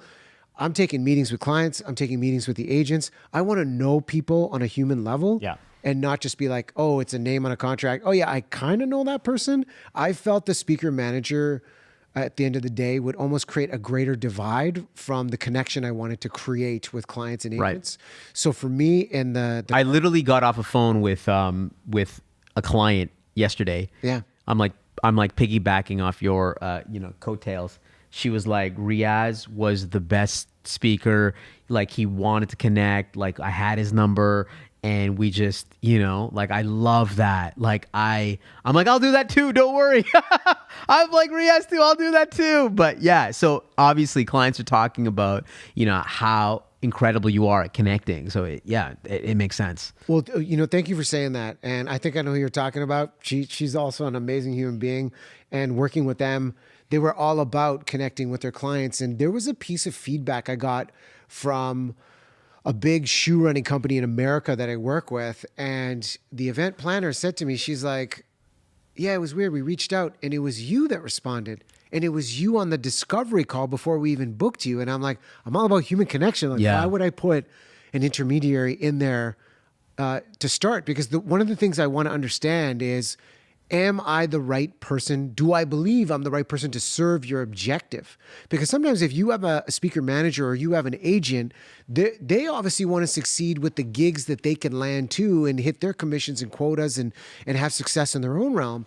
For me, the number one thing is, do I believe I'm the right person to do it? And if I'm not, I want to also still help that client win and play a long-term relationship of, hey, I know Shawn, I know Eric, I know Mandy, I know these other people, right? But crush it for you. And we had a conversation about this through text, and actually, sometimes you want to leave that to the agent, right? True. Because then they can develop that relationship so that, if you got this gig today, that Marnie's going to be able to get that gig for me tomorrow, right? Absolutely. And so I use Speaker Spot. Like, I love getting the first response, but I love Speaker Spotlight taking it from there, because then they're developing a relationship with that client. Yeah. And I feel like it adds, I feel like they can, they will get value out of it because they're developing a relationship with that client. Yeah. And I would love to suggest you to my client, but like, I feel like they could garner so much more value from that relationship than me. Yeah. That's a great point, because that makes me think, and I've heard bureau agents say this before, that if you are a speaker and you're fortunate enough to earn a standing ovation, that ovation is for the meeting planner from that company. Wow. For the agent that booked that gig. That was what they brought those energies together, and you're just a contributor to what the vision that they had. And I think that's a great mentality to have, so everybody wins. Wow. That is really cool. That's from the bureau agent. I thought that was for me, actually, but no, that makes a lot of sense. That's amazing. Yeah. You're also part of this Impact 11 community. How have you found that community? I haven't been to anything, but I do follow them on IG, and I'm on Josh's pod. We already did the pod, so hopefully it's going to be dropping soon, and no Seth and those guys. How have you found that community?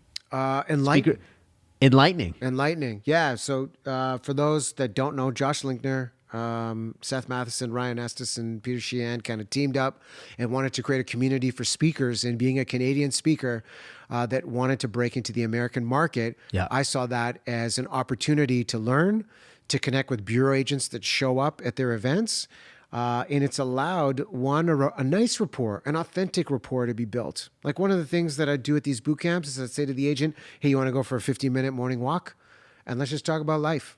Let's talk about who you are and I want to understand, is this someone that I believe I could collaborate with before all of the asks come in? So from a connective standpoint, it's been incredible. From a curriculum standpoint, there's a consistent flow of ideas of how to level up. Like, I'll give you an example. We talk about customization. Josh just randomly threw in an idea of like, hey, get photos of your company and incorporate their photos in your slides. It's a subtle touch. You can customize. And I was like, oh, I have yet to do that. I'm like, I just love the consistency. And then I also love the social learning that goes on, that there are brilliant minds within the community and such an abundance of sharing best practices, biggest failures, and vulnerable, like just struggles going on where you're like, I'm not in this alone.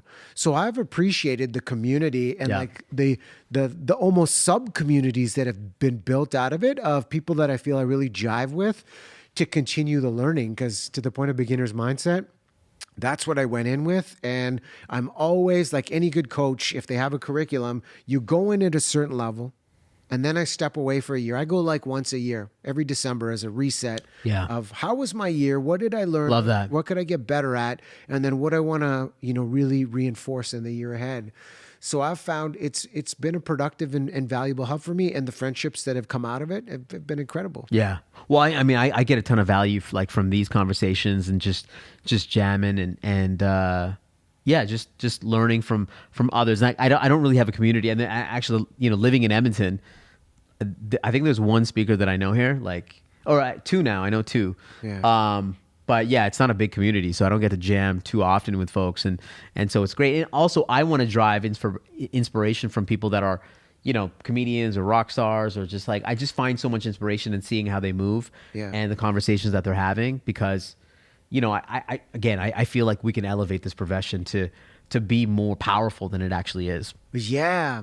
And when I think about elevating, one of the valuable things that in the process, as a speaker, I'm always watching tape, a video. Who says tape? That's old school. Tape, That's I like it. TV No, I guy. like it. I'm aging myself.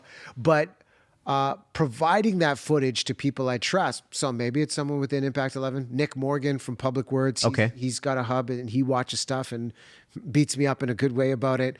I even tried something with a bunch of comedians. David Nihill, who's a successful comedian, he wrote a book called Find Your Funny years ago. And he works with writers that I think they worked on The Daily Show with Trevor Noah and a lot of like the late night shows, and they don't advertise their business. They work with executives that have to give like an annual address to just punch up, the comedy. And, some people don't like to talk about it. I'll put it out there. I'm like, chop it up. And the thing that I respect about David's craft, he's like, people think they come to us to find the funny, but we are just, the three words that he said to me that encouraged me to elevate my game is just acknowledge the obvious. So when you take the stage, like you talked about, like the PCMA event, the Clintons were before. I saw your clip and you're like, right. Secret Service was all around. Yeah. Like, Shawn Kanungo, yep, all right, man, we don't need any Secret Service for him. Just acknowledge you're in this space. Yeah. And if something goes sideways, acknowledge it. And that is what great comedy is. You're telling the truth in creative ways. And how they would analyze my keynote and then suggest things that I had yet to think about in terms of working in the callbacks. Of course, comedians can be cynical, they can be critical, but I loved the objective viewpoints, that it really wasn't about the laugh out loud moments. It's like, oh, I'd never thought about it this way. Yep. Continuously finding hubs of people. I got to do that more. That can punch it up. I got that. I had this great, the person that changed my mindset on this was Vin. I remember during a Zoom call during the pandemic, we were chatting and he told me that the way that he builds a new keynote is that he brings like a comedian, like a philosophy guy, like a economist. He brings them together. I might be getting the three wrong, but they're definitely a comedian. He brings these people together for a week-long session. He pays them for their time, and they just jam on all the different pieces. Vin writes, they cut them down. They analyze it. That's how they build. That's how he builds a new set. Yeah, and it totally changed my perspective. I didn't. I mean, it changed my perspective. Have I done that with new keynote pieces? I have gone to a comedian. There's a guy named Sonny Dollywell. I don't know if you know this guy. He's Oh, in I've heard of him. Vancouver. Yeah. He lives in Edmonton now. So he's come a couple times. He came over to my house, and I literally play the bits on my computer, or I'll speak. I'll talk about the bits out loud, and he'll give me pointers like tags that I can use. Yeah. During my keynote, and it's just having another performer come in and analyze the punchlines of what you're doing. I think is super valuable, and like a performer like that, like I would love for I don't know, a rock star to come in and be like, okay, Mariah Carey says maybe you should do this and this and like this. Yeah. That'd be awesome. That's such a great tip, that to level up the game, have someone you trust that's in the arena or higher than you in the arena be in the room. Yep. And allow them to just point out one thing. Like I remember my wife saying, just fix your face, soften your face a bit Interesting. at these points, because who knows you better than your partner? Yeah. And she's like, I know what you're thinking. You're overthinking in this moment. Just be. And if you can master your content where you can hold space and operate at a mental capacity of 50%, so you can stay open to whatever might be thrown at you in the moment, like we were talking about this Cassandra Worthy moment of just having fun, you're present, you're being, we lost the footage in the moment. Her feed dropped out. You just got to roll and improvise. It's like, hey, I'm having fun. Because if we're having fun, they're having fun watching. So give me some feedback on this, because speaking of significant others, giving you some advice. So we were at the Hassan Minaj show, and she was like, I know you're going to take this the wrong way, but like, Nice preview. Yeah. She previews it. She said, with your content, you sometimes sound like a kid. You're not. You should be saying things with more conviction, with more certainty.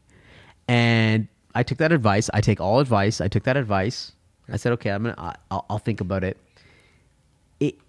Perhaps it's an internal dilemma with who I am, because I speak on the subject of innovation, and with innovation there actually are no rules. Yeah. Like anybody could be right?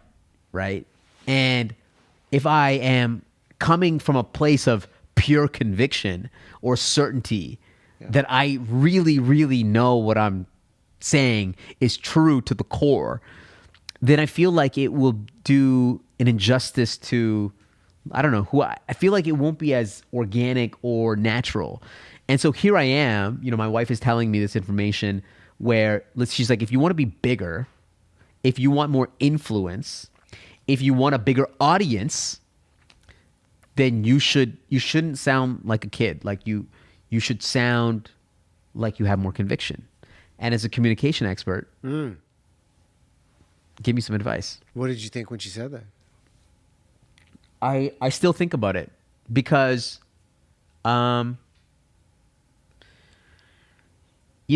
are ways that I know that I could develop my influence in better ways. I know if I leaned into being more opinionated, if I took a particular stance on something, if I was a slave to the algorithm and I just posted AI content, or I said things that maybe I didn't, natively like 100% have conviction towards. I just know that the more opinionated that you are, the more status that you get. Mm-hmm. And so I struggle with it. I'm always open to improving my communication and my delivery and how I tell a story. I'm just starting in that space. I'm trying to learn. I don't know about I just don't know. I don't know where to go with that information and that advice. If you were to take her advice and speak with this more conviction that she's encouraging you to do you feel it would be authentic? I guess it depends on the subject, or it depends on the topic. Look at me now. I'm like it depends. I don't know. Yeah. I should say it with more conviction. But I think it's honest. Like your authenticity and vulnerability in this moment, it's a very unique thing to do for a living, where you're communicating, you've got a voice, you've got an energy, and then you've got a partner saying, I think you could do this. And there's some things my wife would suggest too about like softening the face. And then I would watch it and I'd ask myself, is she right? Right. The only person that calibrates our voice is truly ourselves, because we know what our authentic being is all about. So, the first question I have is like, do you believe she's right? Well, I believe that she's right in terms of if I had more conviction towards what I'm saying, or certainty.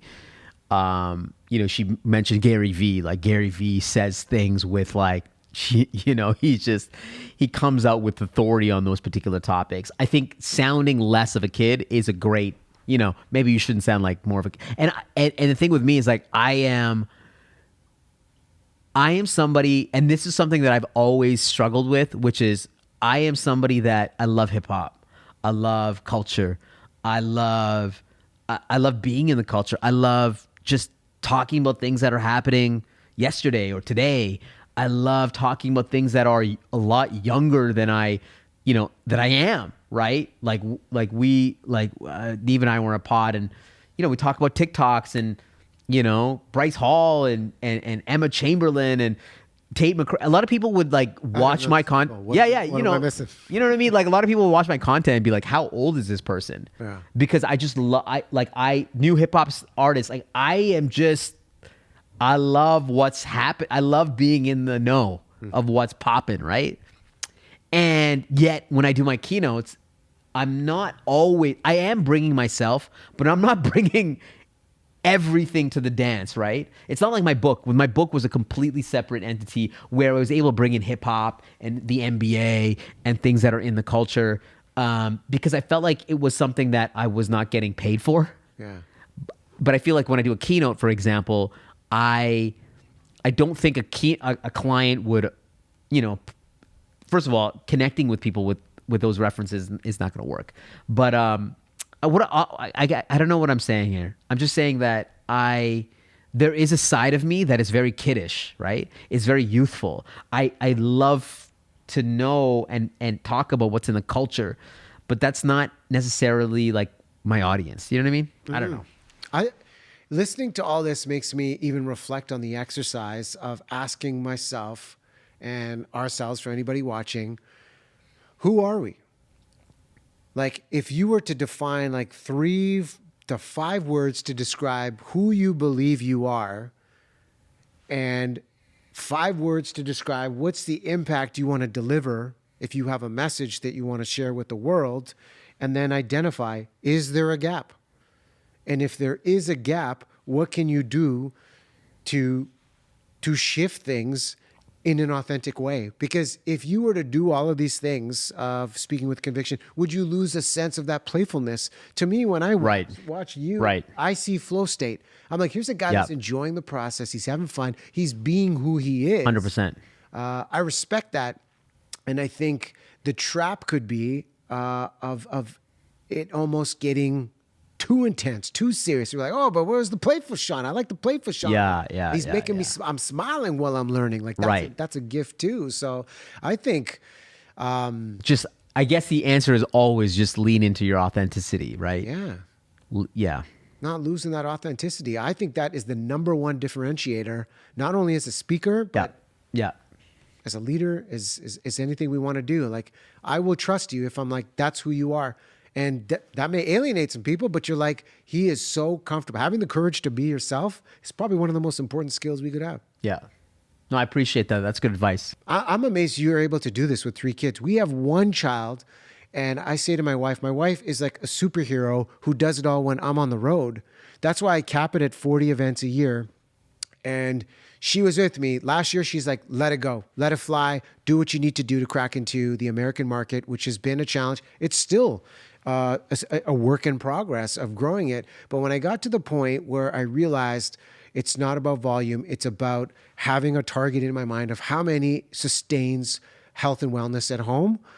That to me is the most important thing too. Yeah. And if I ever saw a crack in that, in terms of really my entire life is based on my wife's mental health. If for whatever reason she said, hey, like, you need to stop this, or we need to like figure out how to decrease this, or we need to, then I would stop immediately. Like or I would decrease immediately. Right. Yeah. To me, like that's the breaking point. And I just feel like,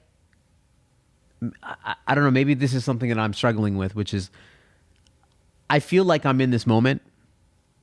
I'm in a window, like, and you're not going to be in this pocket where you can build like generational wealth in a short time. Like, we're an athlete. Mm-hmm. We are an athlete. There's only so much of time that you will, I don't know, maybe I'm wrong, but be this relevant, this, you know, being able to do this at a young age, being able to travel. And I feel like you're just like athletes, you have a time period. Mm-hmm. Like, unlike a doctor, unlike an engineer or an you know, an accountant, my accountant friends, they don't care about being relevant. I mean, yeah, you have to keep up with like technology and upscale. In that sense, you have to stay relevant on that. But it's not like us. We are like actors or athletes or authors. Like, being relevant is important. And I love what I do. And I feel like we're in this moment where we can make such a massive impact and dent in the universe. Yeah. And that comes with sacrifices. Absolutely. It comes with sacrifices with your family time, with your extracurricular time, with your friend time. Like, it does make an impact. And you can't, I don't think that you can balance everything. You just have to figure it out. Yeah. I hear all that, and the word that stands out and the question that stands out is, what does fulfillment look like? Yeah. So as you asked me the question about the Canadian market and the US market, is it just those, or are there other projects? Is it working on your own theater show? Maybe it's not. Yeah. I mean, that's the Canadian market for you. To me, exactly. Like, to me, you know, if the reason why I'm so obsessed with building this pod, and, you know, why we've invested so much into making this look freaking amazing, and the cameras and this, is because I want to be able to run my own like shows. I want to be able to set my own times. And it's not like I can't do that right now, but like, this is my opportunity to say, you know, how can I build my own like audience, right? Once you have your own audience, you can do anything. You don't have to be beholden to anybody, any client. You can say whatever you want, right? I think there's something magical about that I would love to continue to build, right? I love serving clients. I've done that my entire career. I was in management consulting for the longest time. I love serving clients. Serving an audience is something completely new to me that I've only developed through the video and through the book. Like, it's incredible, and I love it, and I want to do more of it. And so this is why I do this. And guess what? By doing this more, and maybe turning this, whether it's, you know, my own audience, my own theater shows, my own podcast, guess what? And if I'm able to monetize through that, I'm going to be able to be at home more. I'm going to be able to, I don't know. I just think that it's just, yeah, I don't know. I think it's a different avenue that I am hoping to build. But I love what we do. Mm-hmm. Like, anybody in the world would take our spot. Like, it's such a privilege to be on stage, to be able, that ability to change someone's life. I mean, it's so, there's nothing like it. It's incredible. And I feel like we're on this purpose to serve. And yeah, I just want to do it for the rest of my life. It's incredible. And that's beautiful, man. Like, to understand, like, I feel the passion. Yeah. As you kind of talk about this and to be connected to it. It's such a unique thing. You know, before we started rolling, I asked your wife. Yep. Like, do you fully comprehend what Shawn does for a living? Because some people are like, how do you describe this? And you know, anytime I go through customs, I was joking with you that the customs agent's like, what do you do for a living? And I'm like, I'm a keynote speaker on human connection. And they just pause and they're like, so are you some sort of philosopher? Yeah. And I kind of laugh at this. And the way I just look at this opportunity that you're articulating is that we get to be, for a short amount of time, some sort of guide to a heightened sense of self-awareness. And if they walk out of there saying, I never looked at it that way, or I didn't realize I needed this, I was ready to dismiss it before you walked on the stage, that to me is a success marker. And that is success. Yeah. It's And not the standing O's, it's not the views, it's not the likes, it's not the shares. It's like that Uber ride with that person saying, hey, we're going in a new direction. That's it. we wrote up the strategy. Right? Yeah. And I think if our kids can see that we are doing something that is this impactful, like that's what I want to show my kids. It's that you can actually do something that you love. Like my parents, God bless them, they immigrated to this country. They risked everything for my brother and I to come here and to be born here. They did something that they probably didn't love. They worked at something for years, for decades, on a craft that they did not love, just so that we could have this opportunity to shine and potentially maybe do something that we love. And guess what? I mean, I'm actually in the position, unlike many people that I know, that I have the opportunity to do something that I love and that I'm good at, that I'm in the 1% at, that I'm world class at, and I can make an impact. Am I going to give that up? Like I'm not. I don't know. It's a privilege to be able to do what we do. It absolutely is. Like that's why I treat every gig like it's like my last, because it could be. What do your parents say about what you do? What's the most meaningful thing your parents have ever said about you doing this for a living? Well, my mom, my dad passed away in 2008, but my mom is, my mom is funny because, and it's been like this for my entire life, which is anytime I do something new or something bold, she's like, oh, why are you doing this? Why would you want to do this? Like, yet when other people in her circle, community, be like, oh my God, Shawn, he's doing so good. Like, then she's like, Shawn, I'm so proud of you. Oh my God, this is good, nice. So I don't think my mom fully understands it yet. Yeah. I don't think she gets it because she's come to one keynote of mine. I don't think she completely gets it. She's proud of me for sure, but it's just not for her. I don't know. She just doesn't get it. She's just typical mentality, like Indian mentality, like, why don't you just like get something like safe? I don't know. Yeah. I can appreciate, being a parent now of they want us to be safe, about, what parents think about their children going after their passion. And you're right. Like the South Asian generation, for those that immigrated to Canada, they did something to create a better life for us. And now we have the opportunity to create a better life for our kids. And it's funny. Your brother is also in like a creative field too, right? Yeah. So your parents must, like your dad, I don't know, was like, what are you guys doing? They were concerned. Yeah. They were concerned. I got into TV first, and then my brother got into television, and then was a reporter for E-Talk. He was actually the host of a show, my brother, called How to Look Good Naked Canada. And I remember him being on the front page. Wow. The Globe and Mail art section with just a towel covering his junk. And my dad's like, what is this? And he was so angry. He's like, that's not the way we do this.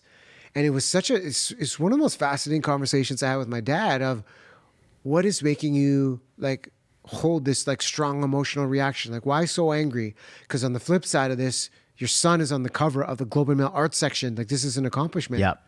But, I've heard you say this in keynotes and talking about the cultural nuances. What will people think? Yep. In his mind, he was going through that. And I thought this was such an achievement for my brother, yet such resistance from my parents. And I think over the years, they may not have comprehended what, this was. And, my parents are no longer with me, but I would have loved for them to be able to sit into a full keynote and understand, oh, this is what it became. Because I don't think they understood it, but they always supported. And I think whether, if you're watching this or listening to this and you have your parent with you, they don't need to understand it, but if you know they've got your back on it, it makes a world of difference. And that's for a parent, that's for a leader, that's for a friend, a peer. And, you know, us doing this here today, I feel like from day one, ever since we met, you've had my back. Yep. You know, I've got yours. And man, I appreciate like everything you're creating, you're doing, your honesty in this. And yeah, this is going to be fun to continue to create and see where this goes from here. You know, I think about these conversations and, you know, my father passed away, before I got married, before I had kids, before I started this career, and he never saw anything. And I think about it a lot, and I wish like I could see what my father was thinking during this time. Like not only now, but like, what was he like at 40? You know, what was he thinking? Now everything is documented. These conversations are documented. And, you know, somebody could watch this 2-hour clip and be like, I wonder what he was thinking at that time. I wish I had that of my father, but I don't. But I think about my kids, and maybe they take it for granted because they know that everything is recorded. They're not going to go back and listen to the recording. But man, I just wish I had a podcast of my dad. I wish I could just listen to what he was saying. And today I believe that, you know, we have like a documentary film crew literally like in our pocket. We're documenting everything. We're podcasting everything. I think about that a lot. Like, what does that mean for our kids that everything, not everything, but like a lot of things that your parents are doing is recorded?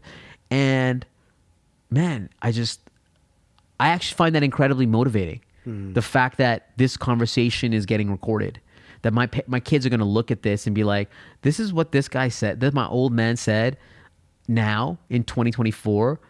What is he going to do in 2034? Like why did he not get there? Or why did he surpass, you know, what he said he was going to do?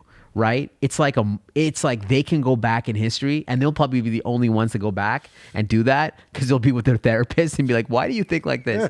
And it's so crazy to think about. Yeah, it's a gift. It's a gift to be able to have this to look back on, because what do we have? We have photographs. I actually keep a note that my mom wrote and it just says, be happy always. I'm always with you, Mom. And just to see on a piece of paper, that's something that Mom wrote. She was here. Yeah. She was a part of this journey. And it's just a reminder to just smile. I'm here. I'm breathing. I'm alive. I'm doing this. That's what she wanted me to do. And she was the one word when I think about Mom, joy. And will this bring you joy? That was her question. With my dad, he was always like, when are you going to get your MBA? Like, yeah. Still think of that. But he believed in my potential, that no matter what was going on, good or bad, he's like, this is a temporary experience, but your potential is permanent. And those are things that always stick with me. And every year on Nico, our son's birthday, we started doing something that will become a ritual. When he turned 5, we just rolled tape. And I said, what makes you happy at this point in your life? And he just paused and he got so reflective. And he's like, that's cool. The joy and the funness in my heart. It's like, the joy and the funness, come here. Yeah. But I'm like, as much as they can see things of us, I think it's so valuable that we can document their journey and show them. I'm like, what was I like when I was 5 years old? I only see a photograph, but what did you experience? And like there was a Good Morning America interview with a mom that had suddenly lost her mom, and she was talking about questions. She was encouraging parents to ask their parents if their parents are still around. And it was like, especially if that parent's a grandparent, like get your grandparent to write a note to your grandchild, write their name on a piece of paper. What's one memory you have about yourself as a child? What's your favorite memory you have about me as a child and us together? And, you know, what's the vision you have for your grandchild so that they can read that later on, or even watch that clip and when the grandparent is no longer with us, so our children can still stay connected. That's the beauty of all of this right now. It's writing, it's storytelling, it's documenting the moments that can continue on so the legacy lives. I love that. By the way, I didn't tell you that I'm actually a fellow Smiley. I didn't tell you that. You're a fellow Smiley. Yeah. So basically, I played a Smiley ball hockey throughout my entire career for like I We think don't 5 ice years. skate. We just run. For like 5 years, and then they kicked the non-Smileys out. But actually, by the way, I am so impressed with the Smiley community because they like run. I feel like they run Canada. It's like entrepreneurial, community minded.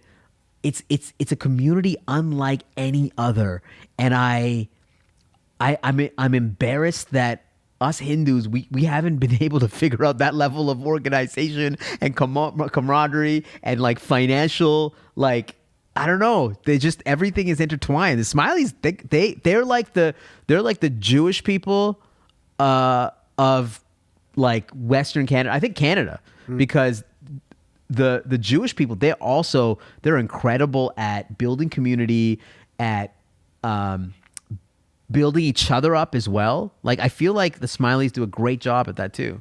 Yeah. I've always been jealous of the Smiley community. I'll pass that on to the committee. Please get me into the main room, not just the side room at the temple, but just like the main room. Well, the one thing I've learned from the community growing up is that generosity always wins. And there's a lot of successful Smileys out there 100%. that put philanthropy first. And it's awesome to see that proactive sacrifice of how they're looking out for one another, especially the immigrants coming to Canada, the Afghanis, and looking at the community grow, the funds that they raise to put in so they can have a life over here. It's incredible. I'm just waiting for an invite to Kanye, man. I'm just waiting. But listen, man, it was. Is any questions that we missed? I don't know. Like I think we went on a tirade. Dude, this was a journey, man. This was a journey. No, I think we covered it all. I mean, if there's one to wrap it up, I know we talked a lot about speaking, but biggest habits. Oh, I was going to ask you another question. Hit it, man. Should I write another book? If you wrote another book, what would be the focus? Oh, I already know the focus, which is it's going to be about status in how status actually can drive innovation, why status prevents us from ultimately innovating as well. It's like a double-edged sword. It's like we gain all this seniority, these designations, this expertise, this experience, and actually that's the thing that actually holds us back. And it's status, but at the same time, status is a great driver of innovation. Like we want something that someone else has. We get more wealth, we get more respect and admiration by wanting status. So it's like, and breaking down all those things. I also love like the luxury world. I love how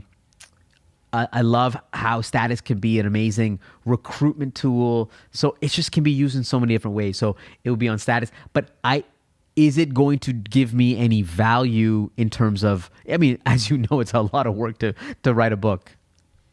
Well, one, I think you've written the book already. So I think the question is, should I publish? Yeah. No, because my literary agent, he just launched a new agency. Yeah. He left his literary agency. He literally asked me. He said, "Hey, I'm starting something new. I would love for you to come on board." And of course, I'm gonna follow him because I had an incredible experience working with him, Connor Eck. And he's like, "When are you writing the second book?" Yeah, and I'm like, I mean, I want to. And I've been thinking about it a lot, but I'm like, is it going to give me value? Yeah. I love that this is a therapy session for me. I don't know. You came from Vancouver to have a therapy session for me. This is awesome. But yeah, should I write it? I think you got to answer that question. That's not for me to answer. Will this give you value? And what do you want that value to look like? Once you get clear on that answer, I think that will be your answer of doing it. Because it sounds like you're on both sides of this right now. Like I can say to you with clarity on my story, when people say, "Hey, when's the second book coming out?" I'm like, "It's not right now because I don't have the fire, I don't have the drive. I have ideas, but my fulfillment comes in a different place. Yeah, which I want to do a show. But yeah, will this bring you value, and what does that value look like? And is it worth birthing that second book? Because you know what goes into the process. Yeah. Well, to me, it's like I know it's going to give value for others because I know that it is a powerful, I know it's going to create value for others. I know the mistakes that I made on the first book. And so I'm more seasoned. I do want to run it back and go with another publisher again. So it's like it's like almost like I've learned, I've gone through the fire of it. Yeah. And I'm like, I want to see if I can run it back again, just so that I can see how I can just, make a bigger impact. I saw the impact that the first book made, and I loved it. I loved the experience of it, except for writing it. But I just feel like, I don't think it's going to give me brand relevance. I think it's going to impact a lot of people, which is the most important thing. So it's like, is the pain and the money and the resources of putting together another book worth me impacting a couple more people? That's what I have to kind of consider. Yeah. Or is this podcast enough, Well, if we were to watch this back 5 years from now, I think it's going to be a really interesting conversation of what you chose to do. And did it serve the purpose? Did you do the second book? Right. Or you're going to be like my kids. You're going to rewind and be like, hey, this is 2024. This is a marker in time, man. That's a big life decision. And will it be the theater show by then? Or would it be the book?